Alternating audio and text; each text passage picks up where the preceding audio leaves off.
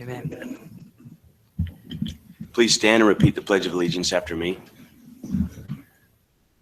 I pledge allegiance to the flag of the United States of America and to the republic for which it stands, one nation, under God, indivisible, with liberty and justice for all. Thank you. We'd like to recognize our state representative, John Stannard, and our state senator, Evan Vickers. We look forward to hearing from them today, and we welcome you. We appreciate you coming and taking time out of your day. Before I make a motion to approve the agenda, I'd like to move item 10, project update. We have Cheyenne Robinson representing Buxton here today to visit with us and talk about what they've been up to with us. And she drove up from Vegas today and needs to get back to catch a flight. So we're going to, if it's all right with all of you, we'll move her to item maybe like a 4A or in between, right after our state representatives talk to us. So With that, no, we'll Mayor, go 5B or something. with that, Mayor, I'll make the motion that the council approve the agenda with the exception of item number 10 will be inserted after item number 5A. Second.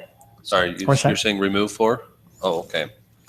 Oh, that's right. We need to remove item 4 also. I'll amend my Okay. motion on the recorder's suggestion that we remove item number 4 and insert item number 10 after item number 5A. Second. Thank you. I have a motion and a second. Turek, aye. Belliston, aye. Nice night. Seg Miller, aye. Thank you. Announcements, a presentation of a TAP award from the Utah Local Government Trust. Brett? How are you? Good. How are you? Thanks for your Good. time today. You're welcome. My name's Brett Okeson. I'm with the Utah Local Governments Trust, and I work in their loss prevention department. For those that don't know, the trust is an insurance mutual that pools resources from the state to provide insurance products to the cities, towns, counties, and special service districts. And obviously we do here for Washington City. And what we have is a program that we have called the Trust Accountability Program. We call it TAP for short. What it is it's the members and the entities that put these programs into place, they're able to prevent losses and claims from having these programs. We insure over 500 members throughout the state, and we have found that those that participate in this program have greatly reduced their losses and claims and property damages and injuries and things as such. And so with that, we have this program that incentivizes the efforts of the cities that do this. And so today I'm here to present that award to Washington City for a job well done this past year. I've got this award that I'll leave with you today. The city was able to do these things and put these things in practice that really help us all out. And so we really appreciate your partnership with this because it's a win-win for both the city and for our organization to prevent these losses. And so we appreciate that. I know there's several employees that were involved in making these things happen. Roger Carter, Denise Bullock, Jim Gwynn, and many others here at the city that were involved in having these things go on and preventing these losses. And so we'd like to recognize the city and everybody involved for this. One of the nice things about this award is there's a check. There's a 5% discount that comes with your liability premium on that. And so a check was sent earlier in the year for $9,287.70. And so that's the incentive part of it for being a part of this program. The upcoming year, we have a new incentive as well for the workers' compensation premium. There's a 1.5% discount on that premium for every year that the TAP award is received, up to a total of 3 years. And so you could have a total of 4.5% discount as well on that premium for taking part in this program. And again, it just really makes a difference for everybody, for the community, for the city, for us and our organization as well. And so that's why we really appreciate that. And I'd like to recognize the city and say, job well done this past year. So thanks for your time. Thank you. Thank you. This with you here. I was going to mention too that what we've done with this, well, we've done nothing yet with the award because we'll bring that to council as part of a budget opening, but we've asked our department heads to give input on where they would like to see that award money go. And we've directed the award money to continued safety issues. So right now we haven't firmed that up, council, so you haven't seen it yet. But some of the things we're talking about, for instance, just to give you an idea, is some of our confined space strapping and that they need to secure people and bring them out of confined spaces is overdue. and it should be, and then a gas monitor for some of the work that both our Public Works does. That's correct, right, Mike? Some of our work that a Public Works does in the sewer issues, as well as our fire department can use a gas monitor as well. So we haven't decided yet exactly where that is. When we do, we'll at least come back and give the council our recommendation on where that get applied to. But our goal is that that money just regenerate back into the safety improvements of the city and education. Nice. Okay. Thanks for your time. I'll leave this with you. All right. Thanks, Brent. Thank you very much.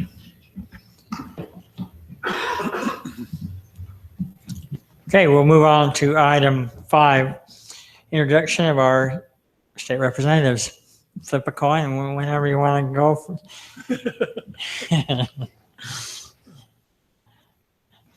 And thank you both for coming. Really, we truly appreciate it. We probably should have had you here earlier since we're right in the middle of this, almost the summer now.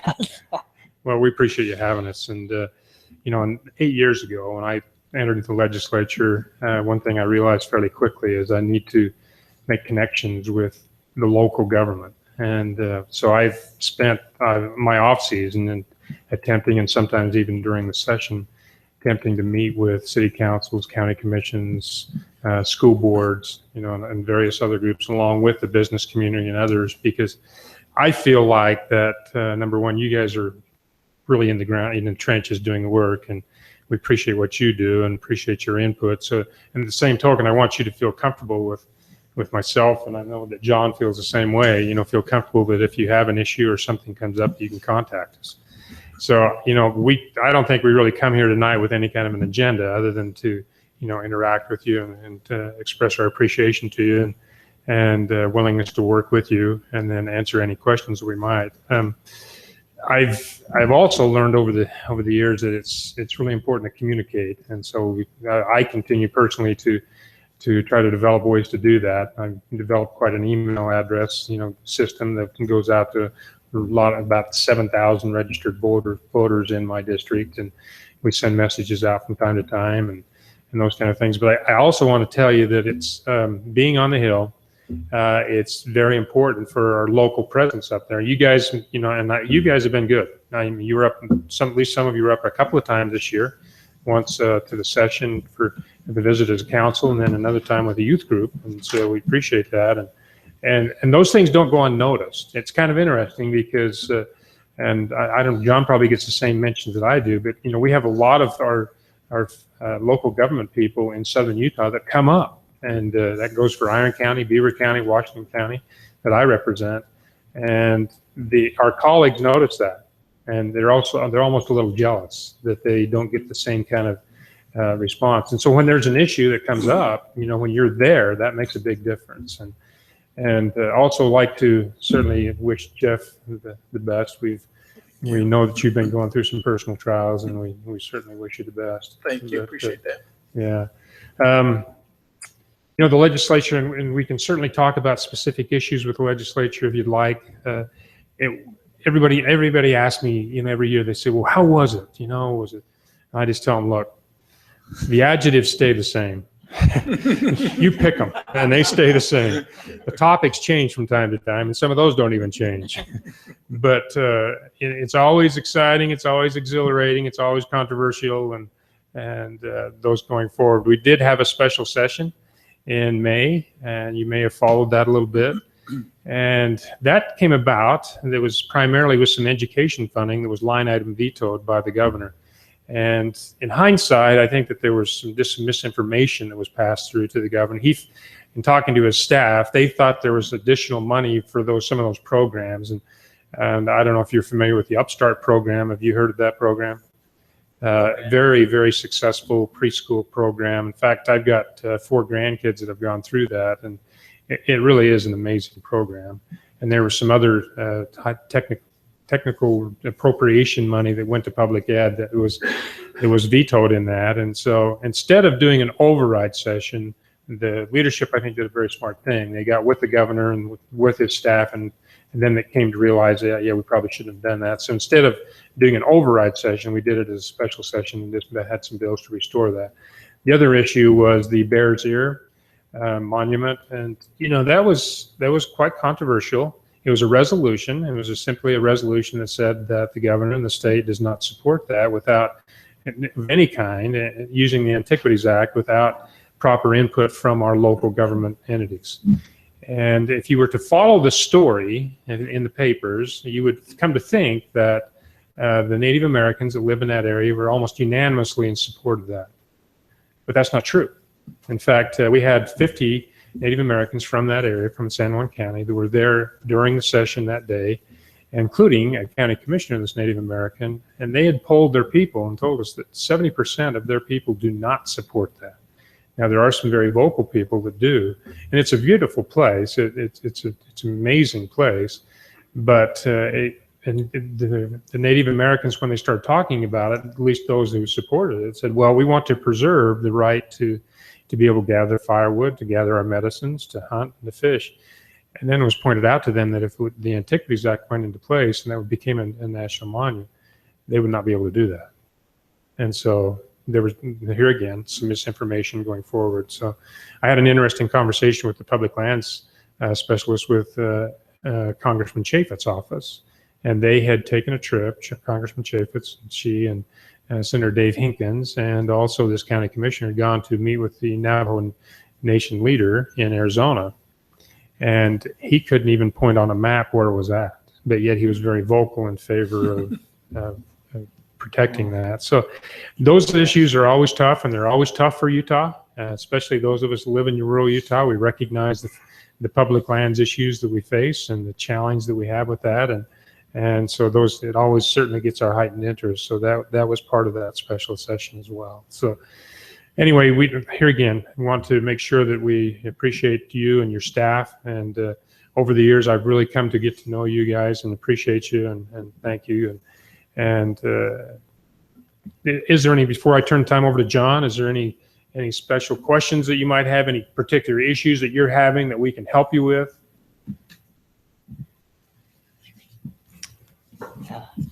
I was kind of interested in what this Common Core issue. Do you have anything on that? Well, it's really interesting because, Common Core has really gone through quite a life itself. It's kind of had a life that's gone through. And I'll be honest with you, I thought that the Common Core issues had pretty well been satisfied with a lot of things that the State Board of Education had done. And working with the governor's office and the staff and the legislature, I quite frankly thought that those things were behind us.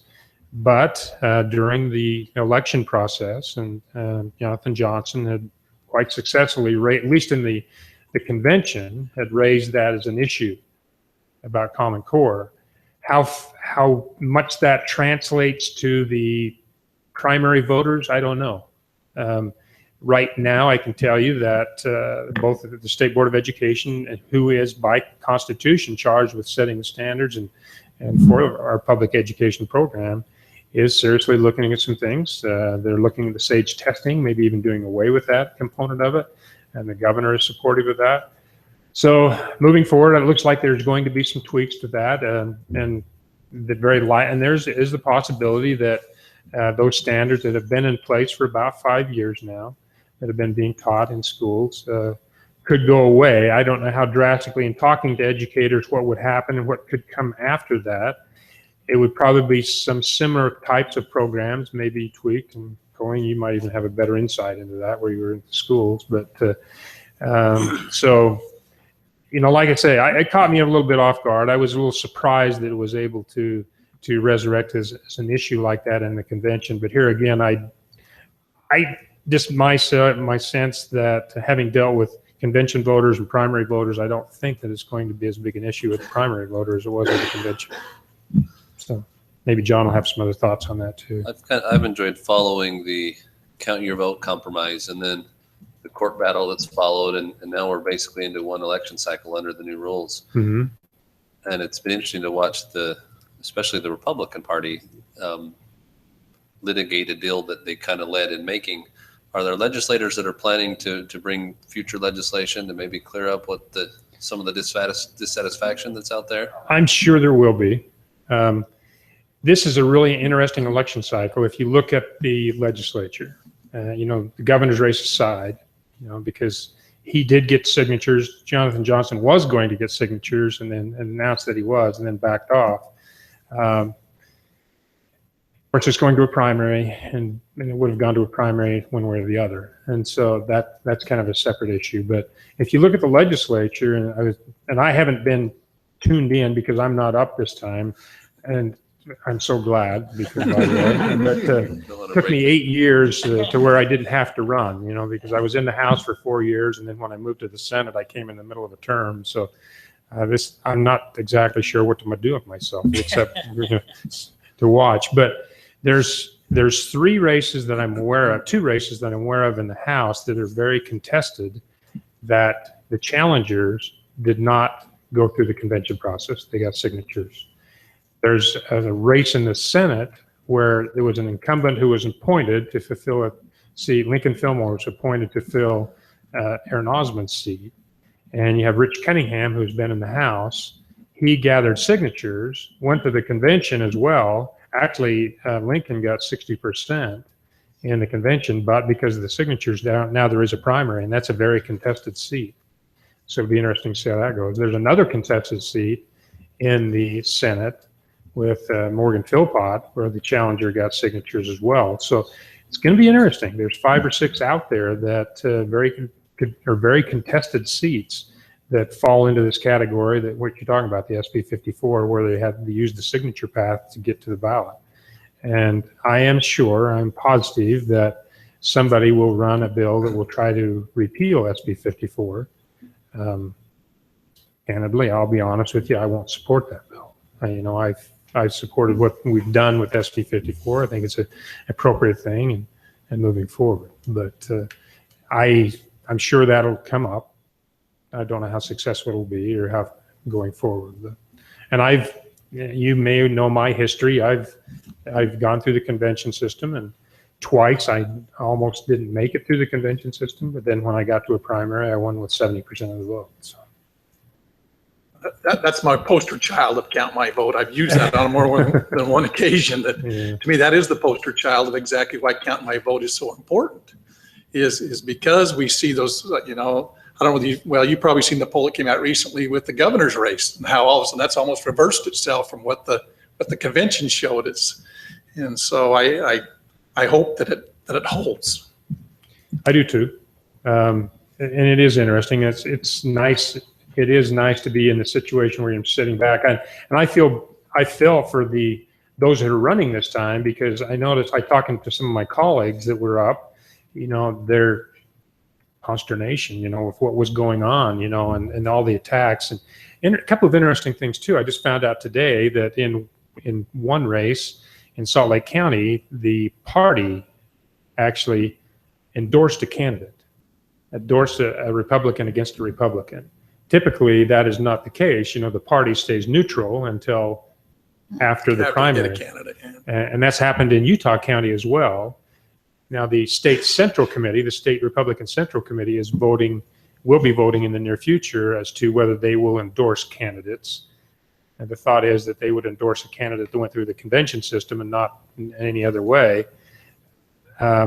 I don't know. The message I have received from the state party leadership is that they don't expect to take that position, but I'm not sure. But some of the counties have. So it's really quite interesting. It is. I personally spent a lot of hours gathering signatures in the movie theaters for that. And for a reason, is because I believe the history here is that we don't have public debate for primaries because we've really never had to have one. Mm-hmm. And I think it's important that we do have that dialogue and that we do have that discussion.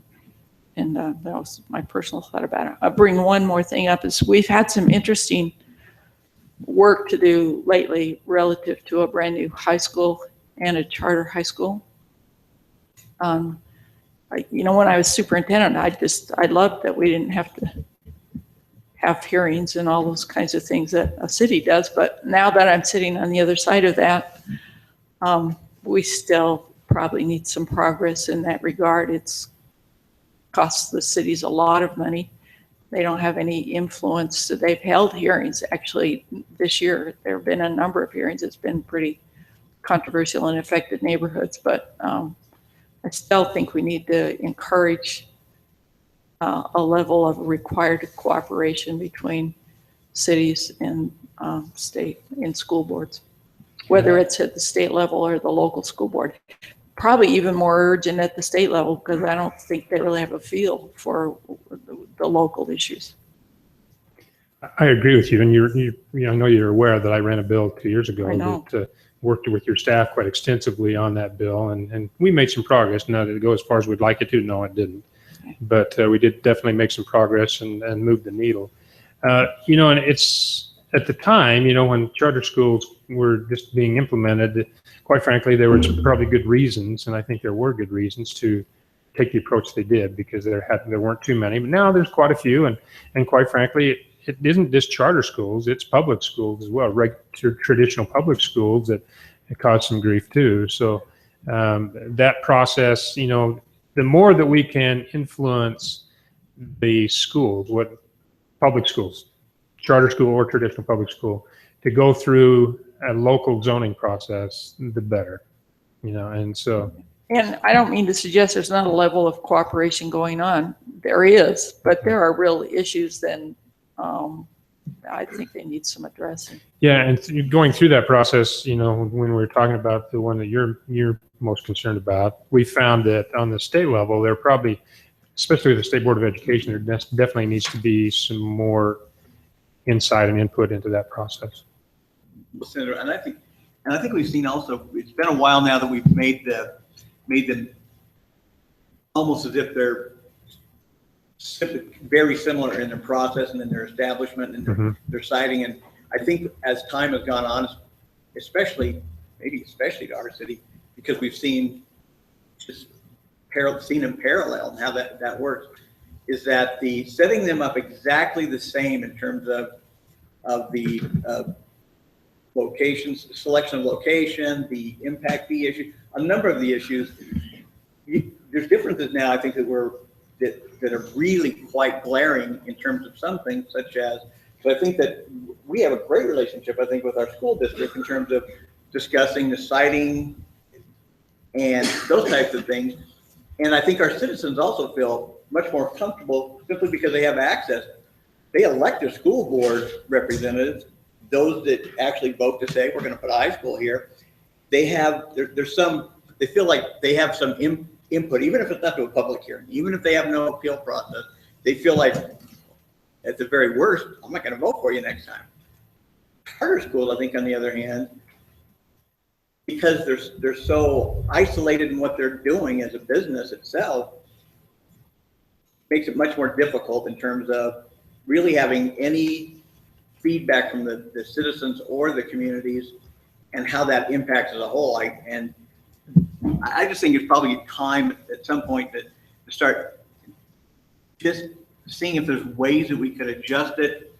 So I don't think I'm not sure they're ever going to allow us to approve the zoning, approve the location, but certainly to have a different type of an input and evaluate the different kind of impact, because charter schools certainly have a different impact than our district schools, simply because they're not local based. They drive through, they can come from different communities. So yeah, I think we'd love to sit down, 1, 2, or 3 of us at any time and go to just have a lunch with, you and Representative Stannard, and just kind of discuss if there's anything we think we can move with that makes sense and it's sensible in terms of just making some progress. Because I don't think we're ever going to be able to bite a lot off.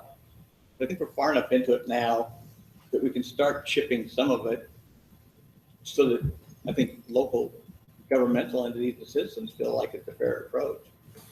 Yeah, and I agree. And some of the things you pointed out, you're true. It's true with a traditional public school. You have a school board, and so it's kind of a separate entity. The beauty of a charter school is the flexibility that they bring, both on the education side and the building side. But that is where, because of that flexibility, it creates a challenge with local government. So, yeah, we'd certainly, I'm sure that we'd be glad to visit more with you about that. Okay. Well, thanks. And I just say I appreciate, you are always on the other end of a text message. Yeah.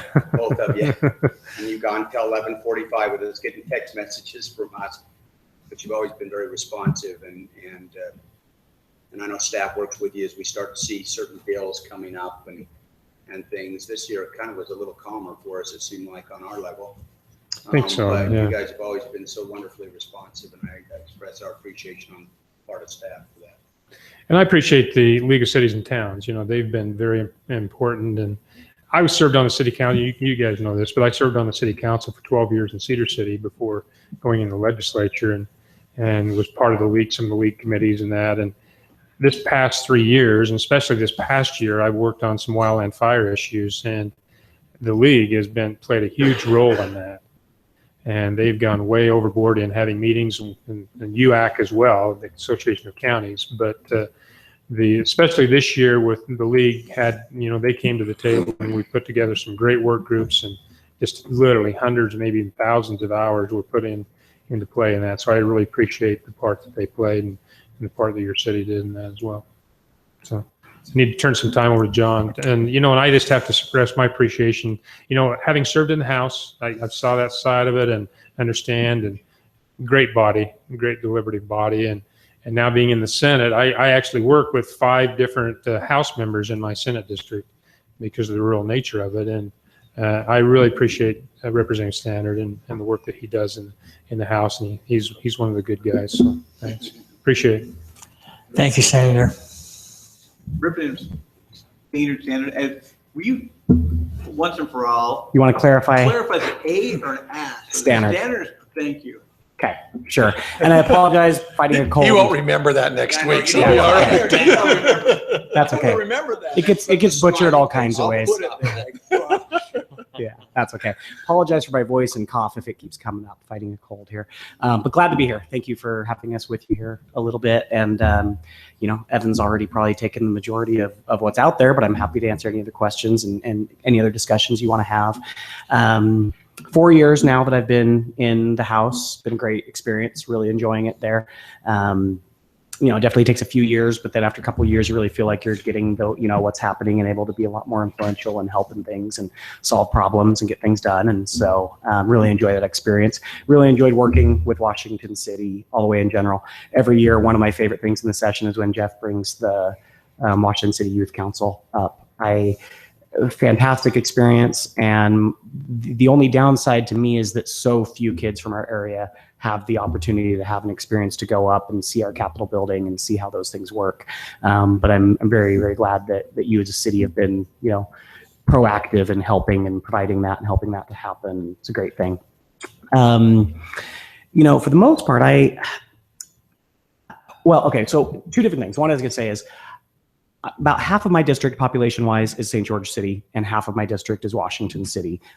It's grown. I'm not sure how the growth has hit it. That's how it was when the districts were drawn 4 years ago. But because 99% probably of Washington City is in my district, I've always tried to have the view of I am Washington City's representative because I'm the only one really that represents it. So when it comes down to it, and really there hasn't been anywhere I've had to pick a side or do anything, but I really feel that it's my responsibility to advocate for and help the city in any way that I can. So keep that in mind going forward. If there's things I can help you with, I really, want to be able to help you guys and advocate for you and help solve any problems that may come up or anything that we can do to help with that. I do realize that, you're a part of Evan's Senate district, but it's a larger district. You're a part of a House district, but it's a larger House district. But we're the only 2 you have. And I know Evan feels the same way. So we're always willing to make you guys a priority and do what we can to help the city. So, and then most of the time I don't have a lot of interest in coming and saying, here's what I think we should be doing, or here's what the state needs to do. I would much rather hear from you. If you have questions, clarifications on different bills or different things, that's always great too. But more than that, what can we do better? What can we do to help you? What are we doing where it's in the way? What things can we do to help you guys be able to function better and that sort of stuff. So I really enjoy those conversations. 2 quick things I'll bring up real quick because they were discussions that went through committees that I was in last session that did not finish. And I know the League of Cities and Towns was highly involved in both of them. And I know they're both coming back and they're both things that will impact cities. So just as a heads up with them. Excuse me. One is business licenses. We had a pretty hefty discussion on the requirements that certain cities have made for very small, low impact, low level home-based businesses. And I don't know where Washington City's fees or requirements have been compared to others, but there's other cities that had some very, very steep both fees and requirements they had to do those. And, you know, for people who are doing a truly small home-based, no impact on the community, it can become very difficult. It didn't finish anywhere in the end. I mean, of course, what the sponsor was trying to do was a far, far extreme from where it is now. That won't happen, but I'm sure the discussion will come back up. So, you know, that's one thing that'll probably be being heard again.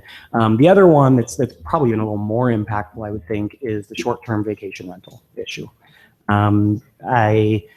The difficult position for that one on me is that the House sponsor, and I know for a fact he's bringing it back, is probably my closest friend in the legislature. We're seatmates on the floor together. We spend a lot of time together. And I understand both sides of the issue. And it becomes very, very difficult to work through. My hope is that the cities are willing to be proactive with the league and realize that a position of, too bad, you're not telling us what to do, is not the best position, and let's talk and figure out what can we do to try to accommodate something, but still have some controls that we're not, you know, causing harm to our neighborhoods and our citizens, and how do we find a balance somewhere in the middle between both. But that's definitely coming back. So where do you see that kind of landing in terms of maybe a middle position between what you see with all the other cities and where your colleague might be at on that? I know where he would like, again, is probably the far extreme from where it is, which would be let people do what they want. And again, that won't happen. You know, it won't go to that extreme. Where would you see that regulation realistically coming in at maybe? It needs to stay as a city regulation. My hope would be if there is any state involvement in it, it would be some minor guidelines of how city regulations could or should be organized, you know, over that, to not be able to totally block out, you know, people who have done these. It's really hard because it's hard to know the, you hear two very far extremes in this issue and lots of issues. You know, I worked with Roger about 1.5 years ago with the one in Indian Oaks, was it? Mm-hmm. Out towards Washington Fields, that I know was a big problem. When you get these houses that are busing in huge numbers of people, or, you know, it's either a tour bus coming through or high school team bus, or they have a dozen cars and there's 50, 60 people. That's ridiculous. And, you know, from my perspective, if my next door neighbor turned their house into that and I had to deal with that all the time, I couldn't handle it. I mean, it would destroy my property value, it would destroy my peace and everything. You know, that's not fair. The industry claims that the vast majority by far is single family with, you know, wife and husband and 2 or 3 kids, and nobody knows that they're there different than anybody else is there. And so how do you find a way to regulate between the two? You look on VRBO and there's some houses, I know in St. George, there's probably some in Washington City as well, that you'll see a 4-bedroom, 3-bath that lists that it sleeps 50. That's obviously way too far. That's, you know. I think that's consistent in the areas like the Park Cities, Washington, St. George's. Mm-hmm. And because it's a destination area, so you get the teams that come down and you get these large groups, and hey, that's a cheap way to house. These guys are hammered on both sides of it. Your from colleagues, property owners, and from the who want to rent, and from those who want to have it just a community. These guys get hammered on it. Your colleagues probably never sat through his own change hearing. What's his reasoning for wanting to have the legislature take an unprecedented step into local land use policy? You know, I can't speak exactly for his reasoning of where he's at. I know his base where he's coming from is private property rights. You know, he feels that if they own that house, that property, and it's, you know, they should be able to use it that way. There definitely are the arguments of the use and the zoning, and if they're operating it more as a hotel, then does that meet the zoning requirements? And, you know, there's a lot to the argument, but I don't know that I want to try to, you know, taken a little bit further, it would mean that we really don't need to have any zoning at all.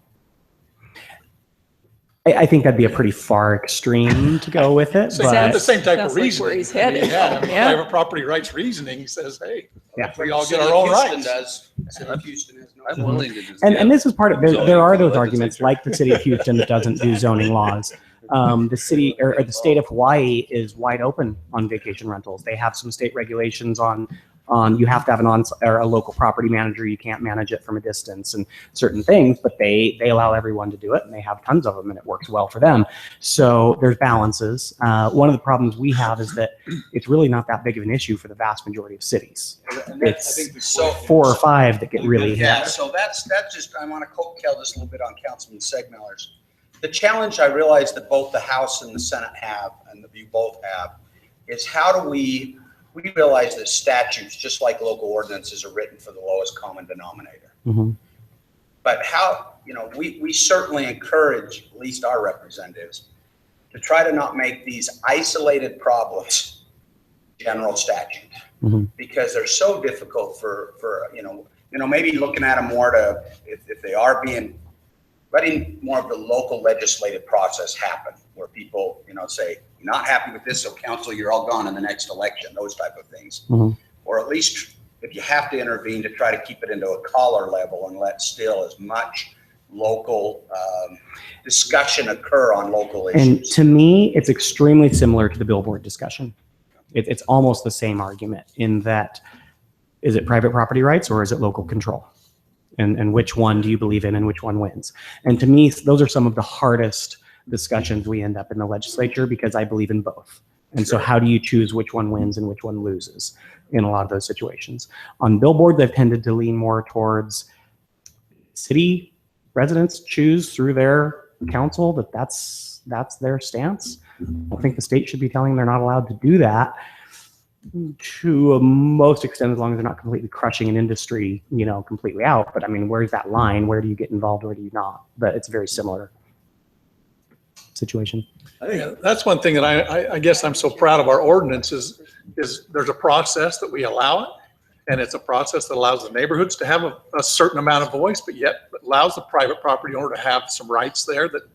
And to me, I've always said, I think our ordinance is one of the better ones that I've seen, at least locally, talked about, because there is a process that allows it. Does Washington City have predetermined areas, or is it just through like a Well, we have traditional those use, that or come you in get- and do a overlay zone. So we do have some areas that have gone through that process that now are saying, okay, this subdivision's overnight, that subdivision's overnight, because they've gone through that. There's others that allow, a house in a neighborhood to go through the process. Mhm. And it encourages or requires them to have, some of the neighbors have a voice. Not that one neighbor can shut you down, but 2 or 3 can shut you down if it's going to negatively impact them. Yeah. We're not like St. George. St. And George. so, yeah, St. Yeah, George's they have- got their one little area Spots type and said, thing. here's where you can do Yes. it. Yeah. We've said the better approach for multiple or bigger area in which multiple houses in the same area could do it is that you bring it in at the front end of that subdivision, so that anybody that buys in, especially if it's a bigger project, anybody that buys into it knows ahead of time what they're getting into.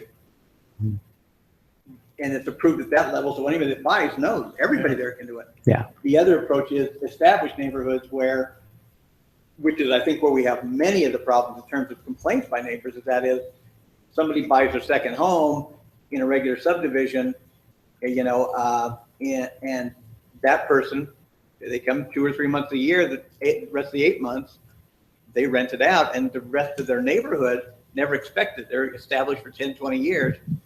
That's, I think, where the frustration of the existing homeowners are. And that's what Council Turk saying. Well, that's, like I said, tried we to have some address the issues requirements we that had require here. parking requirements and some of Yeah. those things that, I'll be honest, I have a neighbor across the street from me that runs an illegal one.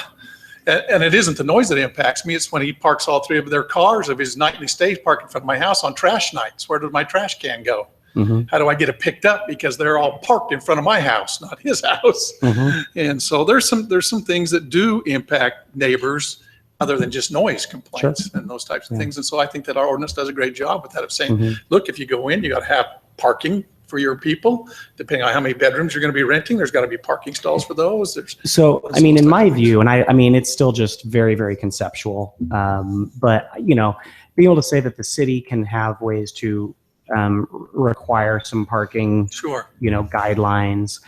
In my opinion, I don't know that you can put a number on it. Maybe you just say they can't have egregious capacity and leave it kind of a little bit of leeway. So that these people who claim you can put 40 or 50 people in a 4-bedroom, that's just ridiculous. And have some guidelines that the cities can work with, but not necessarily Sounds like you're letting locking things them support kind of what we're down. doing here too. Yeah. In talking to Jody Hoffman, as she went through for the league, and I think she's been one to try to bring the legislature and the league together. She liked our city's approach for that very reason. We're trying to address the specific situation we have here and addressing on the front end for the bigger areas, but let the private property owner who develops it set it there, and anybody that buys it knows about it. But also have the exceptions and the availability to get a permit to have it within an established neighborhood. And but apparently not too many cities do that. Do you permit them? Do they have to come in and Generally, get a permit? Okay. yeah. Yeah, there's a process. they Which have I to would go think through. would be Yeah. an appropriate way to do it, so the city knows what's happening with them. Yeah, we could talk about this forever. Yeah. I was going to say, we actually have an action item later on our agenda for this Yeah. very issue. Yeah. So Mhm. Thank you. Okay. Any other questions on other issues? I mean, Evan covered a lot of those already pretty well. So And again, thank you. We've always felt you guys have been responsive. Right. We appreciate it very much. thank you very much. Anytime, if for those of you I haven't spent time at the Capitol with, if you want to come up during session, love to show you around, bring you on the House floor or any of those things. And if there's anything we can do, problems with state agencies or support on just anything that the city needs, happy to help. So please let me know. Thank thank you. Appreciate Thank you very much. both of you representatives for all you've done for our community, for our youth. It's been a great experience for us. So appreciate you. Thank you. Okay, we're now going to hear a project update from y'all. Did I just say y'all? Cheyenne. That's Representative and Senator together as y'all. That's the title. Want to introduce Cheyenne Robinson, who is a representative from Buxton. Roger, you want to introduce, take a minute? Well, yeah, okay. Well, we've just gotten back, several of us, from the retail show that we typically, the city's gone to for a number of years. As you all know, we've had a partnership with Buxton for 2 or 3 months now. I certainly would invite those who participate in the show to add anything as we go through this too. But apart from the show, 2 things real quick. Buxton has really helped us, I think, bring a lot of structure to our economic development approach, and I think Cheyenne will touch on that. But second of all, I will express a compliment to Cheyenne. Really, she is our support staff, and she's as responsive, if not more so, than our senator and our representative. We probably talk every week, don't you think? And Yes. if not, she calls me. So anything that we've needed, she's the person who guides us through. And I just want to tell her how much I appreciate that and all of that. So she has come over from the show. So I'm glad the mayor kind of put her up front because she's going back and it's got to get through the gorge and the construction. And so anyway. Thank you all for having me here, Mayor, City Council. It's a pleasure to be here in Washington City this afternoon. Have you ever been to Washington City? No, this is my first time. Very beautiful community. Thank you. As Roger had mentioned, I'm Cheyenne Robinson, your day-to-day account executive and point of contact with Buxton. I'm really excited to walk you through an executive summary of our in-depth findings. It should take about 15 minutes to walk through. I'd encourage any member of council to let me know if there are any questions at any time. As you all know, you've partnered with us to understand all the current economic conditions going on within your community and to seek an actionable program to recruit and retain retail within Washington City. And we do this by utilizing our retail expertise at Buxton. We've worked with over 3,000 retailers over the past 2 decades in site selection. So we're determining what's a fit for Washington City, knowing who's operating or expanding within your market, utilizing our proprietary matching methodology from our experience of building forecasting models for retailers and site selection. So to know those best matches for your community, we first have to understand who are the consumers and how are they living and spending their dollars? Where are those consumers located in your drive time trade area? And also analyzing those additional market conditions that are important to a retailer. Things like the competition presence, the existing businesses that are here. From here, we've analyzed our database of over 5,000 retailers, and we've identified those strongest retail matches for your community. Now, I am going to keep those confidential, the specific names, to give you that competitive advantage, but we will be looking at all the conditions at a high level that we've evaluated and some of the specific retail brands or, categories that have been recommended as those most sustainable and actionable for our recruitment efforts. And a couple of weeks ago, I shared those with you as a council, those matches. So first, when we take a look at some key findings at who your visitors and residents are for Washington City, we look at 20 minutes around your community. We see that 35% of those households within 20 minutes surrounding your market are some of those younger singles just getting started out. They're more of your younger consumers, typically more of your renters. And then you have 34% that are retirees, health conscious, enjoying daytime activities, cautious money managers. Now, the first two that we're looking at here are evaluating top consumers within 20 minutes of your market. When we look at the transactions that have actually occurred within Washington City based on credit card purchases, we found some prevalent consumers for your day trippers. So those between 40 and 120 minutes are going to be those older empty nesting couples and singles, open-minded individual with a higher disposable income. Then you also have 9% of your visitors that are staying and spending within your hotels that are more of your upscale boomer age consumers. So they're highly educated, enjoying upscale housing, savvy investors. Now, these are just some key examples of the prevalent consumers and customers for Washington City. Now, how we're able to get down to this level of information is through what we call our segmentation system. So evaluating all of the households in the U.S., essentially one of 71 different segments that tell us tens and thousands of different variables about who they are as consumers. We'll take a look here shortly when we're back online at an outlook of across the U.S. and seeing where all the households are grouped into these different basically buckets that tell us who they are, what their buying habits are, lifestyle characteristics. How we're able to get to that level of information is because as consumers, we're willingly giving away information every day, from loyalty cards at the grocery store, buying and selling a house, the warranty card on your lawnmower. And at Buxton, we buy that data and source it so that our clients can make strategic business decisions. And grouping that into our segmentation so that you can better understand who your customers are. So getting beyond the demographics to that actual level of information. One of the many variables is income. So you are seeing an income trend line where those more affluent households are going to be on the far left. And each one of these groups has a creative name and a code associated with it. So for example, one of the top consumers spending within Washington City is called O51, your digital dependents. These are your X and Y singles, your younger generation, so more ambitious, eager to spend, have a high music interest. Now, while we can see on the upper right-hand side, they make up about 3% of all U.S. households. We look at all the transactions within your community. This type of consumer makes up 6% of the spend. Now, this is just one of the many. We have an interactive guide if you or some of your existing businesses would like to utilize that to better understand all of the customers for your community.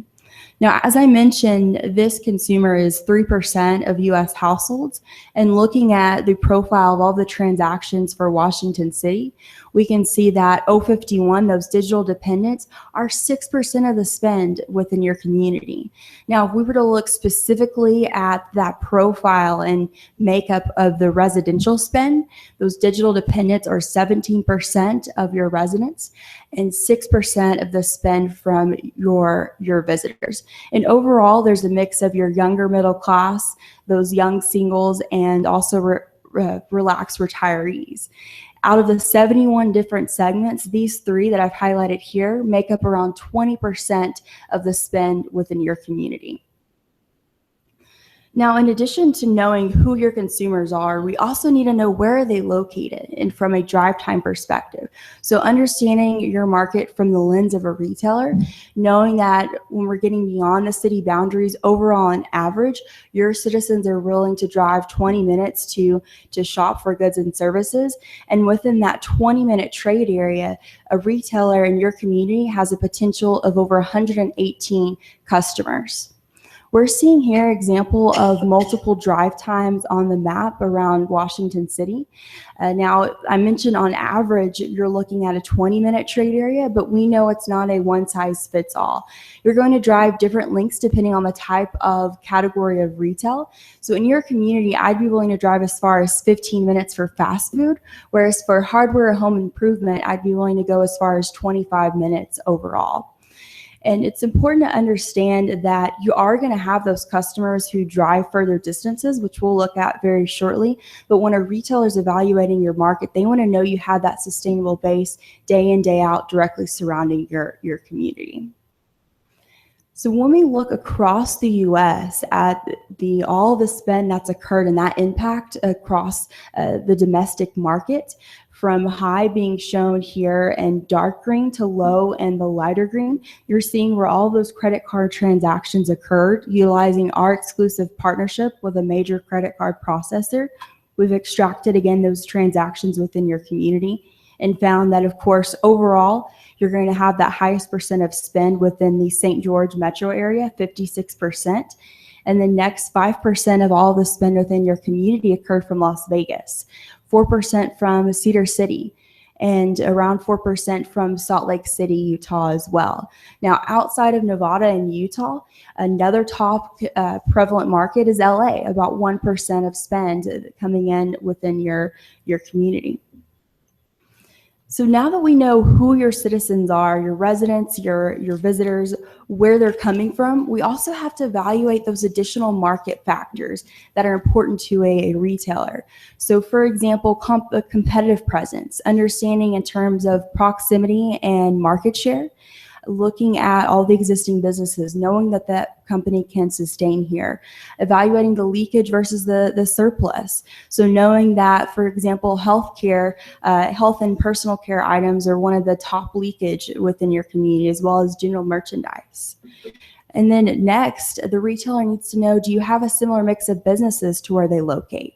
So for example, grocery stores such as Natural Grocers, looking at fast food, In-N-Out Burgers, the area of schools. So understanding that there's over 2,000 students within the community, the local hotels, and most importantly, seeing the retailer is in markets with the same similar mix of customers, competition, the area draw, so that increased foot traffic, and the accessibility.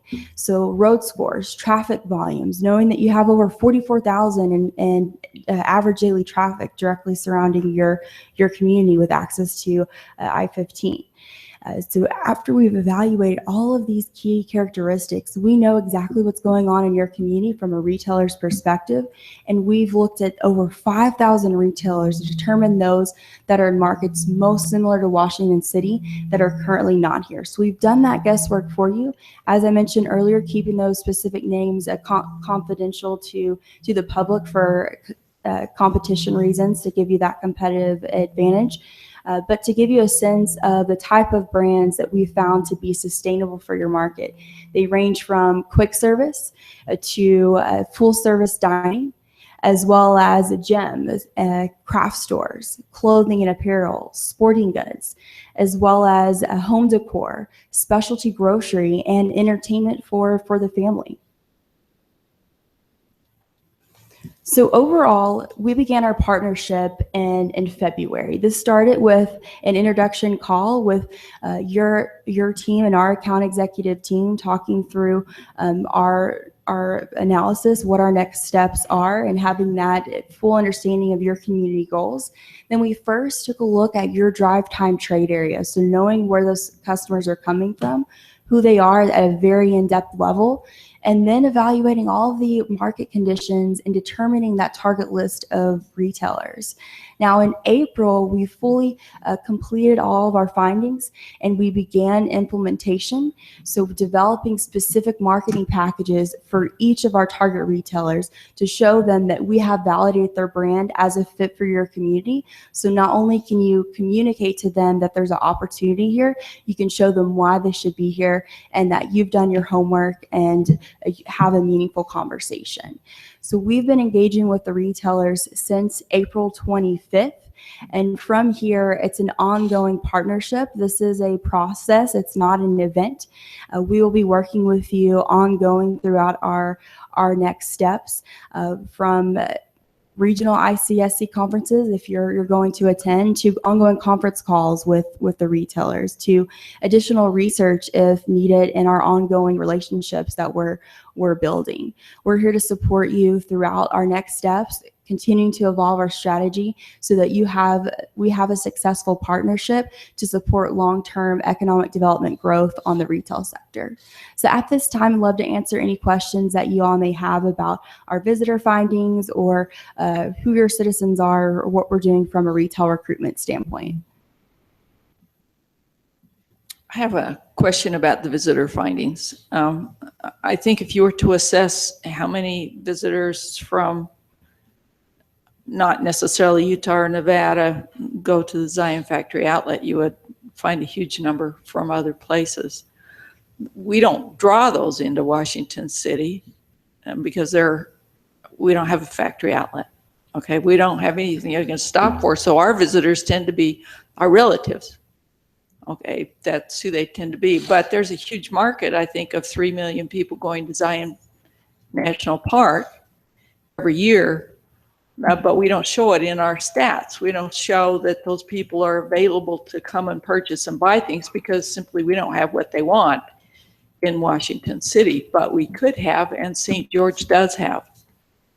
And so I wonder how that statistic would influence your findings. So seeing the visitors going into nearby communities and what they're wanting to purchase, and seeing if you can offer that within Washington City to serve them. Exactly, because they are there, but we don't show it in our stats because they're not here. They're at the Zion Factory Outlet, and they're in some other places just to the south of us. So a couple of things. So through our visitor findings, we're seeing everyone that has came in, made a purchase within your community.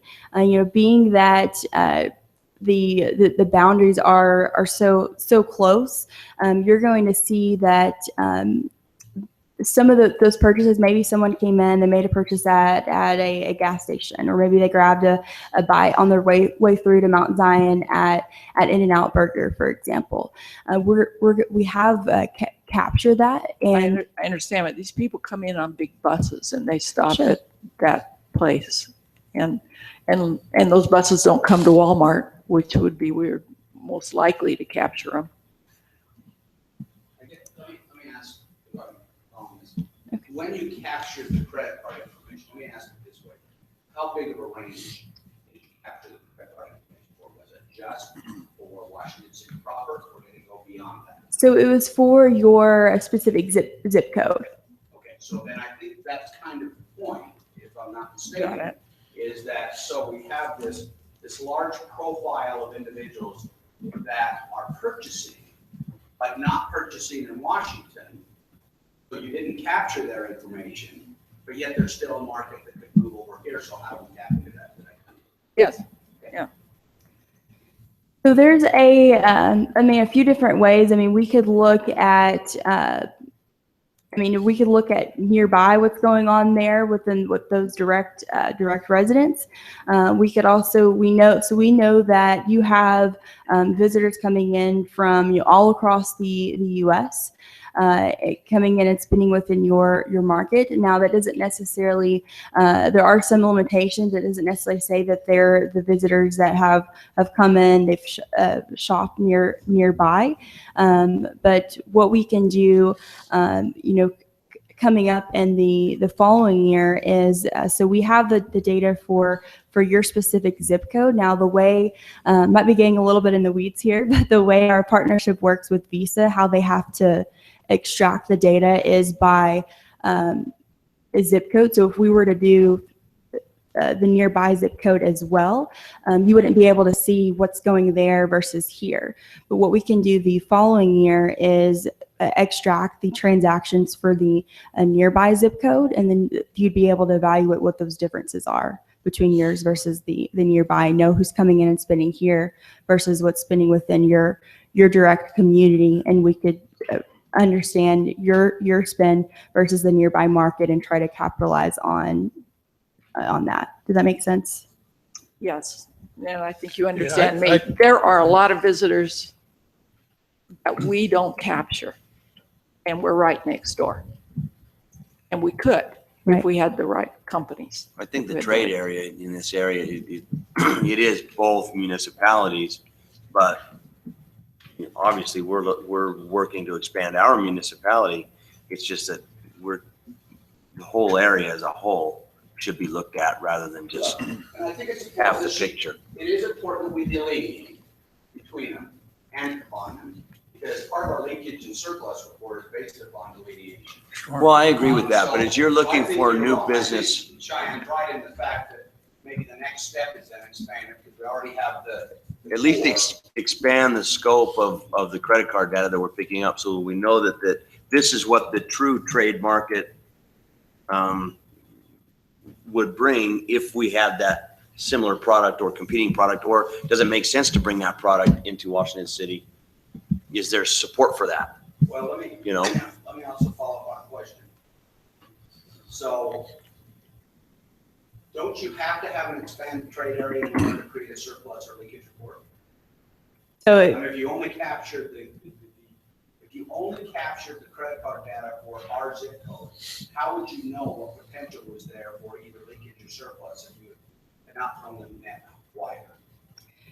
So the leakage and surplus, you do need to look at a larger market because you want to see what that full market share is within your trade area. Now the leakage is using a different data source. It's looking at who's within that geography, what are the types of businesses that are here, and what's that ratio between the demand. So seeing is there a surplus, are they leaving the area, or is there a leakage, opposite. So same zip code that you're tracking, it's just that it's being spent in St. George rather than in Washington. And I realize that I am asking two different questions. I realize they're two different data sets. Sure. Because I realize with the leakage and with what Councilwoman Granger is asking is more of a demographic profile versus with the leakage and surplus report, it's a monetary issue. You're looking at how much we're leaking out or how much potential we have. Sure. So, but I think you kind of answered a little bit in saying that there's a different process we're looking at than just credit card transactions for the leakage and surplus. Right. So we're still back to kind of the same thing we would like to get still. Well, I think the main thing you're looking for is a data set that would tell us, because of you talk about the draw we have in tourism with our national parks and I-15 corridor. And so if there's a data set that would show those businesses, and the one that she talked about being the factory outlets is a main pull for those types of tourists that are visiting the park, they're going to pull in and they hit the factory outlet stores. They don't go to a lot of other places because they have food in there. They have the retail in there. So they make one stop, hang out there, and then they head to the parks. And so by being able to have that type of a data set, then we can go to other retailers and say, look, we have this type of a pull coming through here. If you can locate here, here's your potential. And that's what we can show. Right, absolutely. And we can certainly do that. And a benefit of doing those separately would be, so now you know specifically where your tax revenue is generated, and then now we can see what's that potential to go from here. And the council, you did secure the visitor insight report, which is still, we're in the process of merging those up with the scout report to give us a little bit more on that. And the visitor insight was maybe not exactly this on point, but it did evaluate more of our visitor than we would have got just under the scout process too. So we're still kind of working on that integration as well. Cheyenne, were we able to meet with any of our retail matches at ICSC, or have any of them visited the city yet? So I haven't had any site visits just yet since we are so early on. Usually in the first 12 months of implementation, simply engaging with the retailers at first major milestone. But we are always working towards that next step. For example, this morning, actually, we met with a sporting goods retailer that was on our match list. Had a great conversation. I actually was able to join that meeting with Councilman Belliston and Roger. A great conversation with them. There were some concerns with competition with Dick's Sporting Goods, so we're working through that.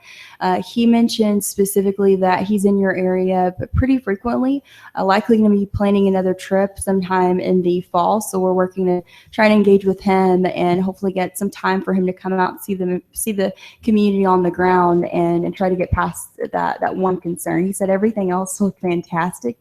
There were just some concerns with Dick's being nearby. Can I mention too? So this has been really interesting, and I've shared this with both the mayor and I would mention too that it really was a good show for us this year because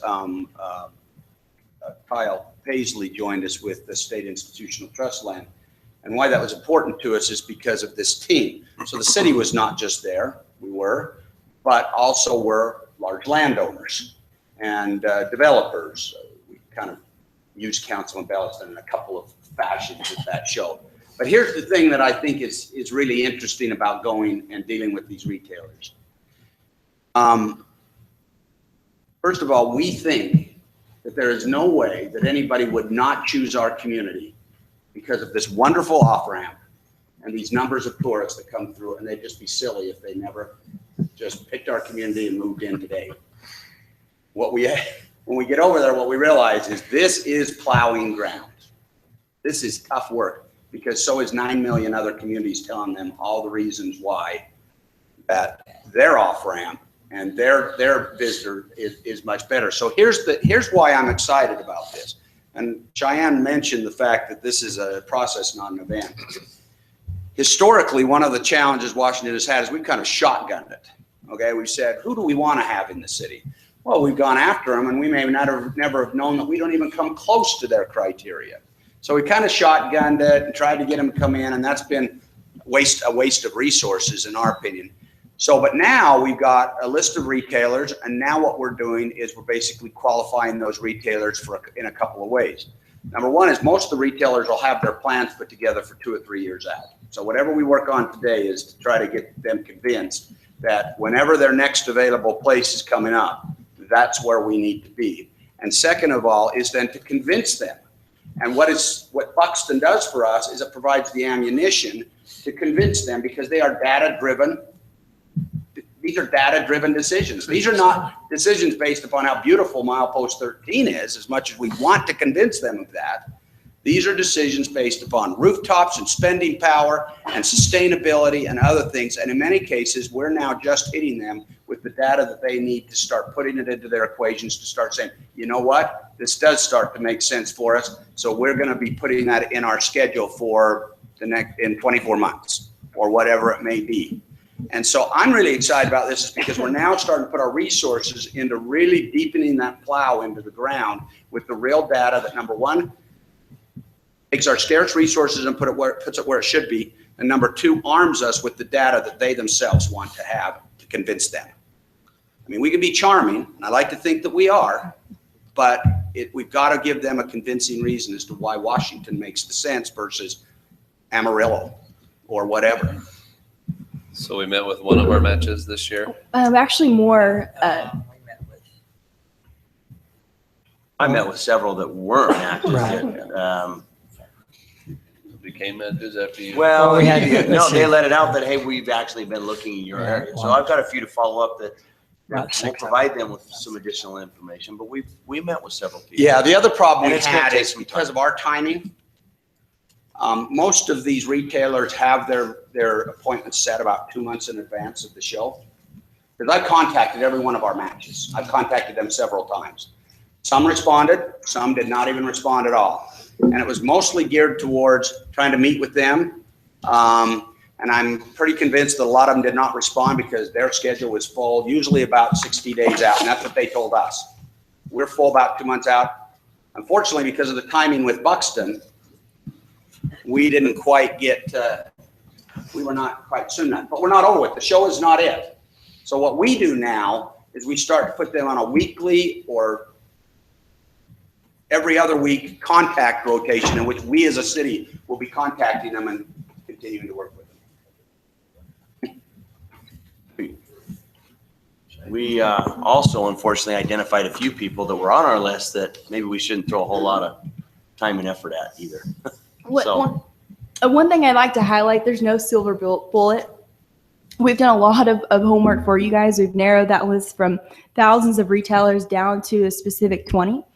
But for example, one of our targets that we had initially from the very, very beginning, we reached out to them. They actually gave us a call. They're friends with our CFO. And they said, hey, just wanted to let you know that we're only focused on the Texas market right now. Haven't quite hit Utah. Now, some of the times we have that information, but many of times companies keep that confidential. They're not sharing out with everyone where they're planning to go. They don't want their competitors to know that information. But through our partnership, we're able to find out that, hey, this company, they're in markets just like us, but now's not the right time. So what we've done, versus just saying, here's your 20, sorry, we provided another match in place of that company because we always want you to be focused on those best brands for your community. And now one thing that is going to be beneficial for you guys long term is you've already made that relationship with them. So later down the road when they're evaluating the Utah market, you've already established that rapport and you're going to be on their radar for future plans. Do most of the companies do their own statistics? Yes. Do they match them with yours or to see if they match? That's a great question. So a lot of times on calls that I've had with clients and retailers, the feedback is this is great information. Sometimes they even thank the city for going through the work that they've done. And they'll say this aligns with exactly how we're evaluating your market. And then they'll actually go through, some companies will have their own internal analytics. Some may outsource them to a company like Buxton or to us, ourselves. And what we're doing is, so versus you just calling them and saying, hey, we've got a great opportunity here. We've got the most beautiful community in Utah. You're calling them, showing them the numbers, why they should be here because the validation says so. And then that speeds that process up. Most cases where I've had calls with clients, versus them just getting on a list for 2 years down the road for them to go through their internal analytics process. I would say the majority of times of conversations I've had, they've sped that up from versus way later running those internal analytics.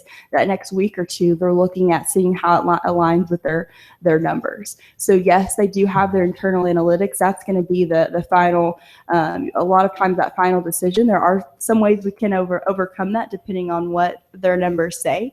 But we're speeding that process up, getting those lines of communication up, letting them know that you're serious and open for business. Can I give you an example of one that we stopped at? So what do you call this, elevator? Elevator pitch. The elevator pitch, that's the 3-minute pitch when you kind of get in there. Well, I throw Buxton in because nobody knows Washington City, but, well, that's not true. But there's less that know Washington City and there's a lot that know Buxton. So when my pitch is, we're working with Buxton and they've identified that this is a match and we're interested in this partnership as well. And I had one of those guys, the minute I said that, he said, that's exactly like what we like to hear. That they've already been kind of predetermined that they match.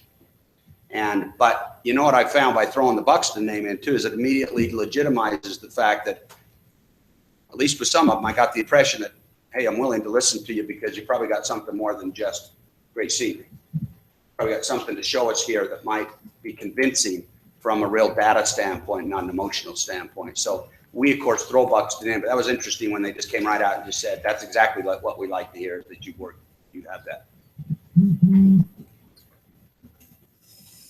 I know we didn't come back with we didn't come back with a big box yet. We're still working on that one. I didn't expect that. We started in February. Yeah. Yeah. But it's nice to hear that we did meet with a few matches already. I would call that progress. And they've responded back. And I'll tell you, this was a positive sign to me because having called companies before, and you know, these site selectors get hundreds, if not thousands of calls a month because that's their job. To have had them call me back, not all of them, but a handful of them, and say, either we're not in your area, we're not working right now, but to call back or email me back, I thought was significant. And part of the reason I think they did that is because we sent the pursuit packages to them. Not the packages, what's the short one? We call it a match report. It's a Match one-page report. We piece. sent the match report to every one of our matches. And so they pull that up and think, oh my gosh. So then they responded back and said, okay, we like what you're showing us here, but the Utah market is being held off for a year or whatever. Or the one said, I'm not taking appointments. I'm not setting appointments. Just come by the booth. We had a couple that did that, or several that did that. Just said, come by our booth. And to me, that was very positive because before I'd make calls and it's just like, I'd never hear from them again. And we didn't hear from all of these either, but we got more than I historically had. And one thing I'd like to mention too, that we're just getting started. I'd like to come out at about 6 months or so. We can schedule that later to come out and update you all as to where we are and where the progress that we've made in the next few months. That'd be great. Are you done? Any other Wow. questions? Not. Just thank you for taking the time Yeah, to thank you. work with us while we're down there. So. Oh, absolutely. It was a pleasure to have you all there. And thank you guys for taking advantage of our team. It was really wonderful to be there. And I really felt that you guys knew that we're there for you. Love that you felt comfortable to come up to us, ask us for how we need to look at strategy, and I want to just continue that. Thank you, Cheyenne. Thank you. Thank you. Yep, safe Drive travels back. safe. Thanks for the water. You want another one for the road? I'll probably go through in and out. Okay. Yeah, make sure it's in and out, okay, because that's in Washington. Yes, recognize which zip code you're in before you go.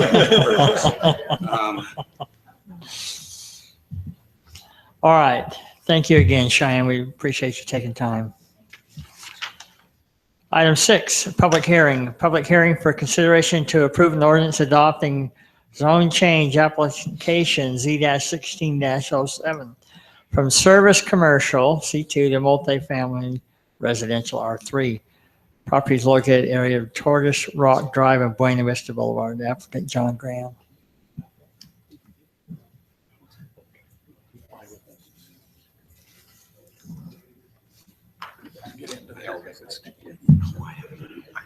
I specifically tell them not to. Thank you, Mayor. As stated, this is a request for a zone change. The applicant is requesting to change 3.00 acres. This is at the northwest corner of Buena Vista Boulevard and Tortoise Rock Drive, as stated. The request is from the current service commercial C2 to the proposed multifamily residential R3. The R3 requests are for the purpose of developing the parcel into a future multifamily residential development. The general plan use designation for this location was recently amended by the Planning Commission City Council to the medium-high density residential designation.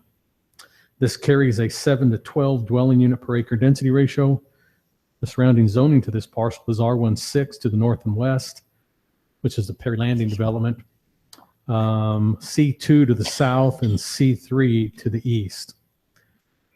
Staff has reviewed the requested zone change, finds that it conforms to the general plan and the zoning ordinance. Planning Commission reviewed the request, had a public hearing on May 4th. The Planning Commission unanimously recommended approval of Z-16-07 to the City Council for the zone change from the C2 to the R3. And Drew, yes, is this, maybe this came up while I was at Planning Commission, and this hasn't been here before, right? No, this is not in the 2 week There was a general period. plan This change is the that was general before plan. city, We got the general. before council. This is the zone change. Yes. Okay. I think I was in the Planning Commission when it came through. Yeah, it used to be, it was designated for community commercial in the general plan. It went to the medium high density. No, I know that. I just know that there was some neighbors that showed up and Well, what did happen, I did find out, is the noticing distance thing fell in between these two. So that's why I was wondering why some people said they never got this or that. And then I come to find out why, because of the new ordinance that kicked in and ended up sending out 7 to 10 extra people because of the multiple thing is what it was. It wasn't so much the distance in the third, but it was just because of the multiple property owner thing, then threw some extra people in. And so some of those folks attended the zone change hearing. So it's paying off already. Your tax dollars at work there. All right. Thank you, Drew. Any questions additional for Drew? This is a public hearing.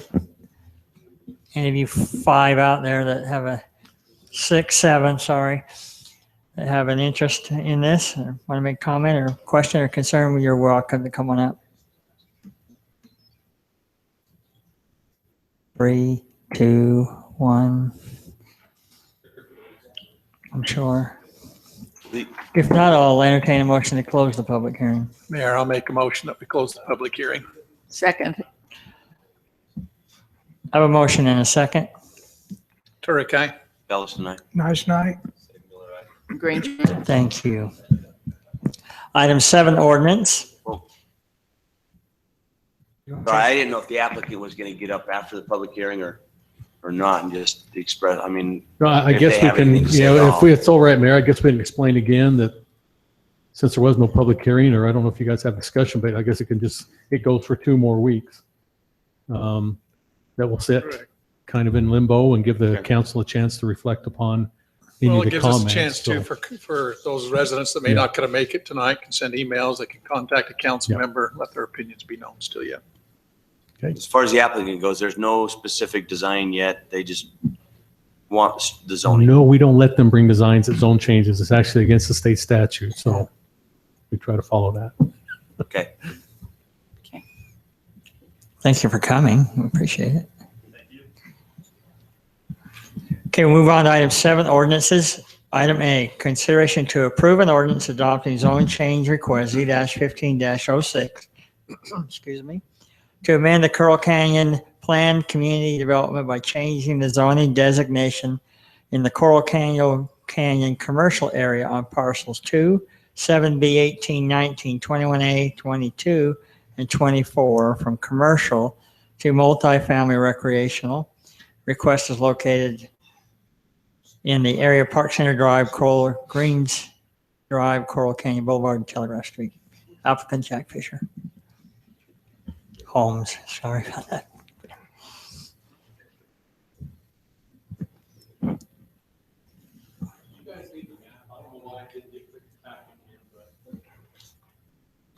If you've got Maybe it if you there. can just put it over the overhead.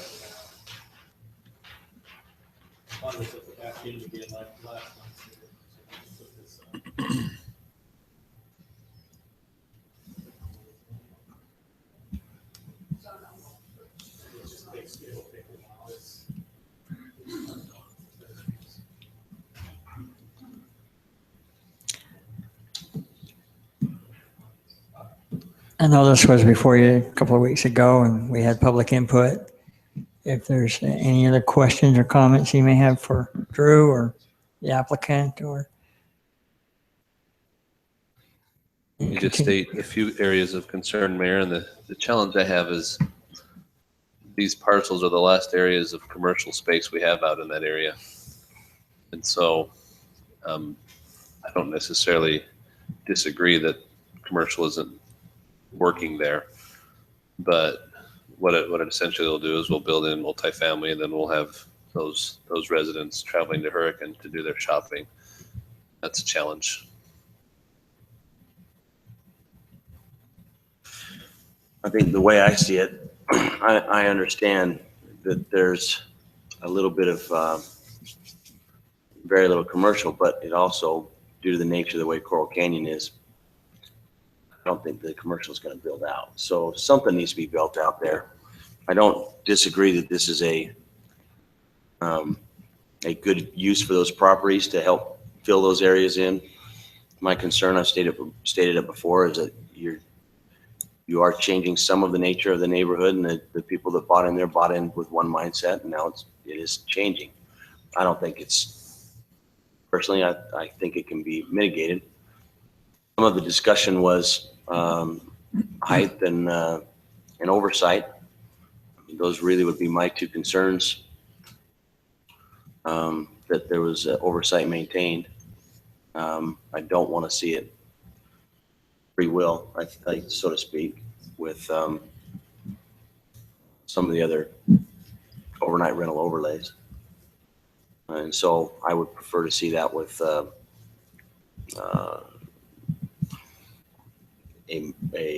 singular group that runs the rental program and administers it, and has somebody that's on site keeping an eye on it, so that if there are issues, they're addressed locally rather than calling the 911 system, every time somebody's got a problem or somebody's parking out of line, We're at the legislature, like we learned tonight, is they may take an interest in nightly rentals.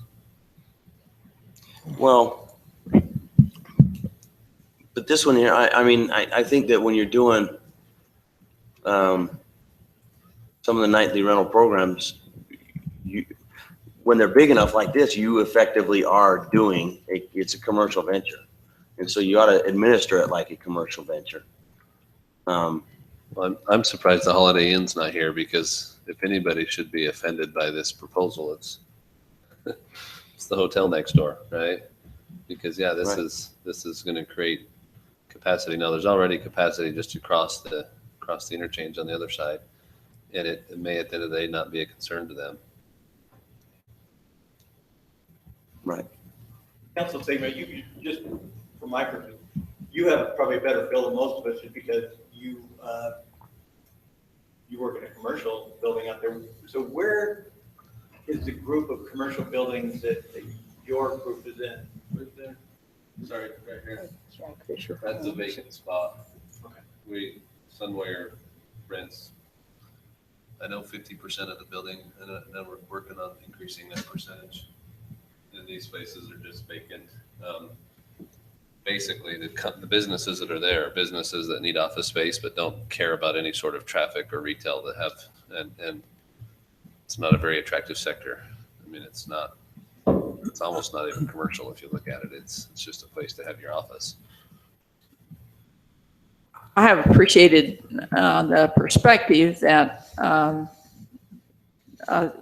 Sitla and Coral Canyon, that the same people that are suggesting this are the people that have done that whole subdivision, and they certainly, it appears, have intent to make sure that they take care of the existing people who have already purchased homes and the future homes that are still there to be purchased, and that they're looking at walls and separate swimming pools and a hill that blocks some of the side of that, and that there has been quite a bit of consideration of that. And I'm hoping that if something occurs that wasn't anticipated, that they will be listening, that they will have a supervisory role in that, so they can mitigate any concerns that might occur that they haven't thought of, though it does seem to me that they have attempted to be thoughtful of the people that are already residing in their development. So.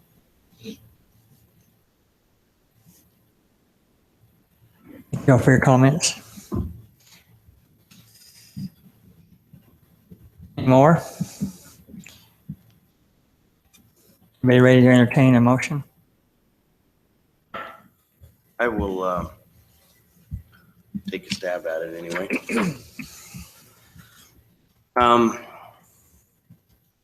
I would motion that we approve the ordinance adopting the zone change request Z-15-06 to amend the Coral Canyon Plan Community Development by changing the zoning designation in the Coral Canyon commercial area on parcels 2, 7B, 18, 19, 21A, 22, and 24 from commercial to multifamily recreational,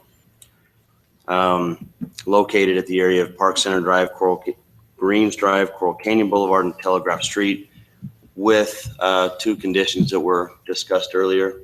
That one is that they maintain the height restriction of 25 feet, which is similar to what the Jack Fisher Homes is doing in the Ledges subdivision. And also that there is a management company that is actively engaged, a singular management company that's actively engaged in monitoring and the overall project. So there's some oversight, and it's not just free will. So just to better understand the second point, that there be one management company for the entire PCD. Not necessarily for the entire PCD, for the multifamily product. The overall PCD of Coral Canyon they can hire whoever they want. I just think that the multifamily product, I would want that there was a management company that's looking at all of those products, so that you don't have what's going on over in Coral Ridge, where you have multiple management companies and lack of oversight.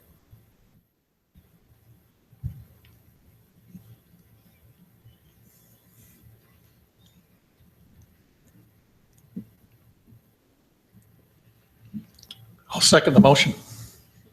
Okay, I've got a motion and a second. Granger, aye. Segmiller, nay. Nice, aye. Ellison, aye. Turek, nay. And that passes 3-2.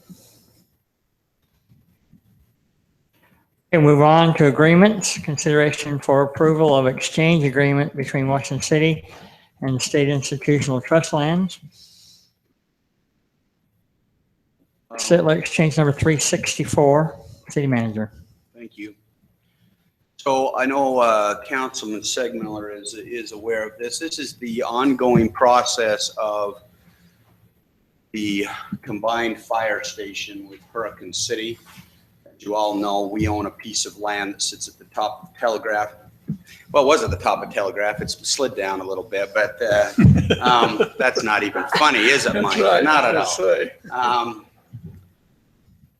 We have a piece of land that's 1.27 acres, and We're exchanging it as is, where is. That's true. That's true. And there's been a site selected for this combined fire station. And just to remind people where that is where the Texaco is on that kind of north side of the State Road 9. There's a vacant parcel between State Road 9 and the Texaco right there.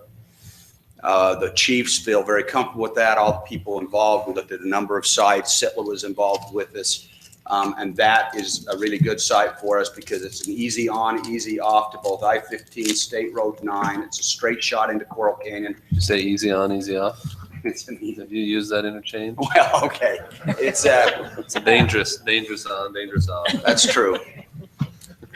And it's a pretty close proximity to the industrial, which is Hurricane's big concern. So how this is all working though, is we need to formally swap our piece of ground on the top of Telegraph for this piece of ground. Then we will turn around owning that piece of ground and sell that. And that's how it's going to function. And I'll tell you why it's going to function. Initially, we were just going to deed the land over as an equity position in the station. However, because the funds for the station are CIB funds, which is a very positive thing, not only because of the interest rate, but also because of the fact that we got a $500,000 grant associated with, meaning we don't have to pay it back as part of the total loan too. This was a very positive move on the part of having a CIB, but a requirement of CIB is land ownership. And so we have to sell the land. They've included that in that price. So they'll give us the appraised value on that price. We'll then just restrict that money we bring in and use it for our equity payments, our portion of the debt service payments as we move forward. So this process, and just so you know, this exchange agreement is one that the state of Utah, Jeff has been working with Michelle McConkey with the state of Utah. This is actually their kind of format. We're comfortable with this type of a format. And so that's why that's in front of you today, is to approve that exchange agreement so we can begin that. And then when the time for the sale comes, we'll have to bring that back to you because it's a disposal of asset. So anything to add there, Jeff? No, this is substantively, it's about what we'll expect to have. We just wanted to get in front of it because it's such a positive such a positive venture to get this station out there that we're using with Hurricane. So that's why it's in this form. Typically, it'd be much closer to a final form. But substantively, very little will probably change. Okay, with that said, Mayor, I'll make the motion that the council approves the exchange agreement between Washington City and Sitla, the exchange agreement being exchange number 364. I have a motion. Do I have a second? Second. I have a motion and a second. Ranger, aye. Seg Miller, aye. Nice night. Bellis and I. Turek, aye. Thank you. That passes. Item B, consideration for approval of real estate and improvement purchase agreement between Washington City and Arrow to the Sun LLC. City manager. Yeah, let me just lay this groundwork Kyle, out. are you leaving, by the way? I'm sorry, I have the documents for you just in case. Are you gonna be back tomorrow? You guys are going down tomorrow, right? No. Can you just start it, then let me get this done. Yeah. Sorry, we. No. Now, Our normal. that didn't sound any better than the Telegraph Road slide. I'll lay the groundwork on this, and I think you're all familiar with this.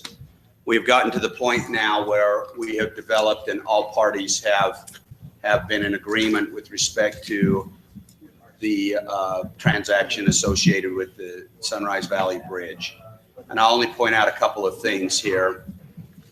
So the price is, as we had indicated before, the city is picking up closing costs. That's not a lot. It's under $3,000. But this also included, which will be recorded with this, the consideration of granting of easement on the part of Sorensen Management. Now, so what had happened is the previous owner had easements that had expired that they needed. They went to Sorensen Management, who wanted a bridge. That was the reason that Sorensen Management deeded to Washington City 2/3 of the bridge. And so in a separate agreement between the two parties, Sorensen agreed to give the easements at the time that a sale occurred with the city. So it simultaneously occurs that way. And in the event any of that falls to pieces, so if the sale wouldn't go through, Sorensen is not compelled to give the easements. So Jeff worked on kind of drafting that for them, but it is really kind of separate from, we're not a party to that agreement, the easement agreement, other than you will see it reference to in the purchase agreement, because it has to happen kind of simultaneously for all the parties to say, okay, we're ready to do this.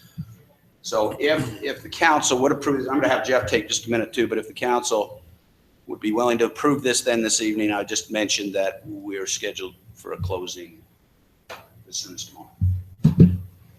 And again, this has been something we've been talking about with various councils for a number of years. 4 years, I looked it up.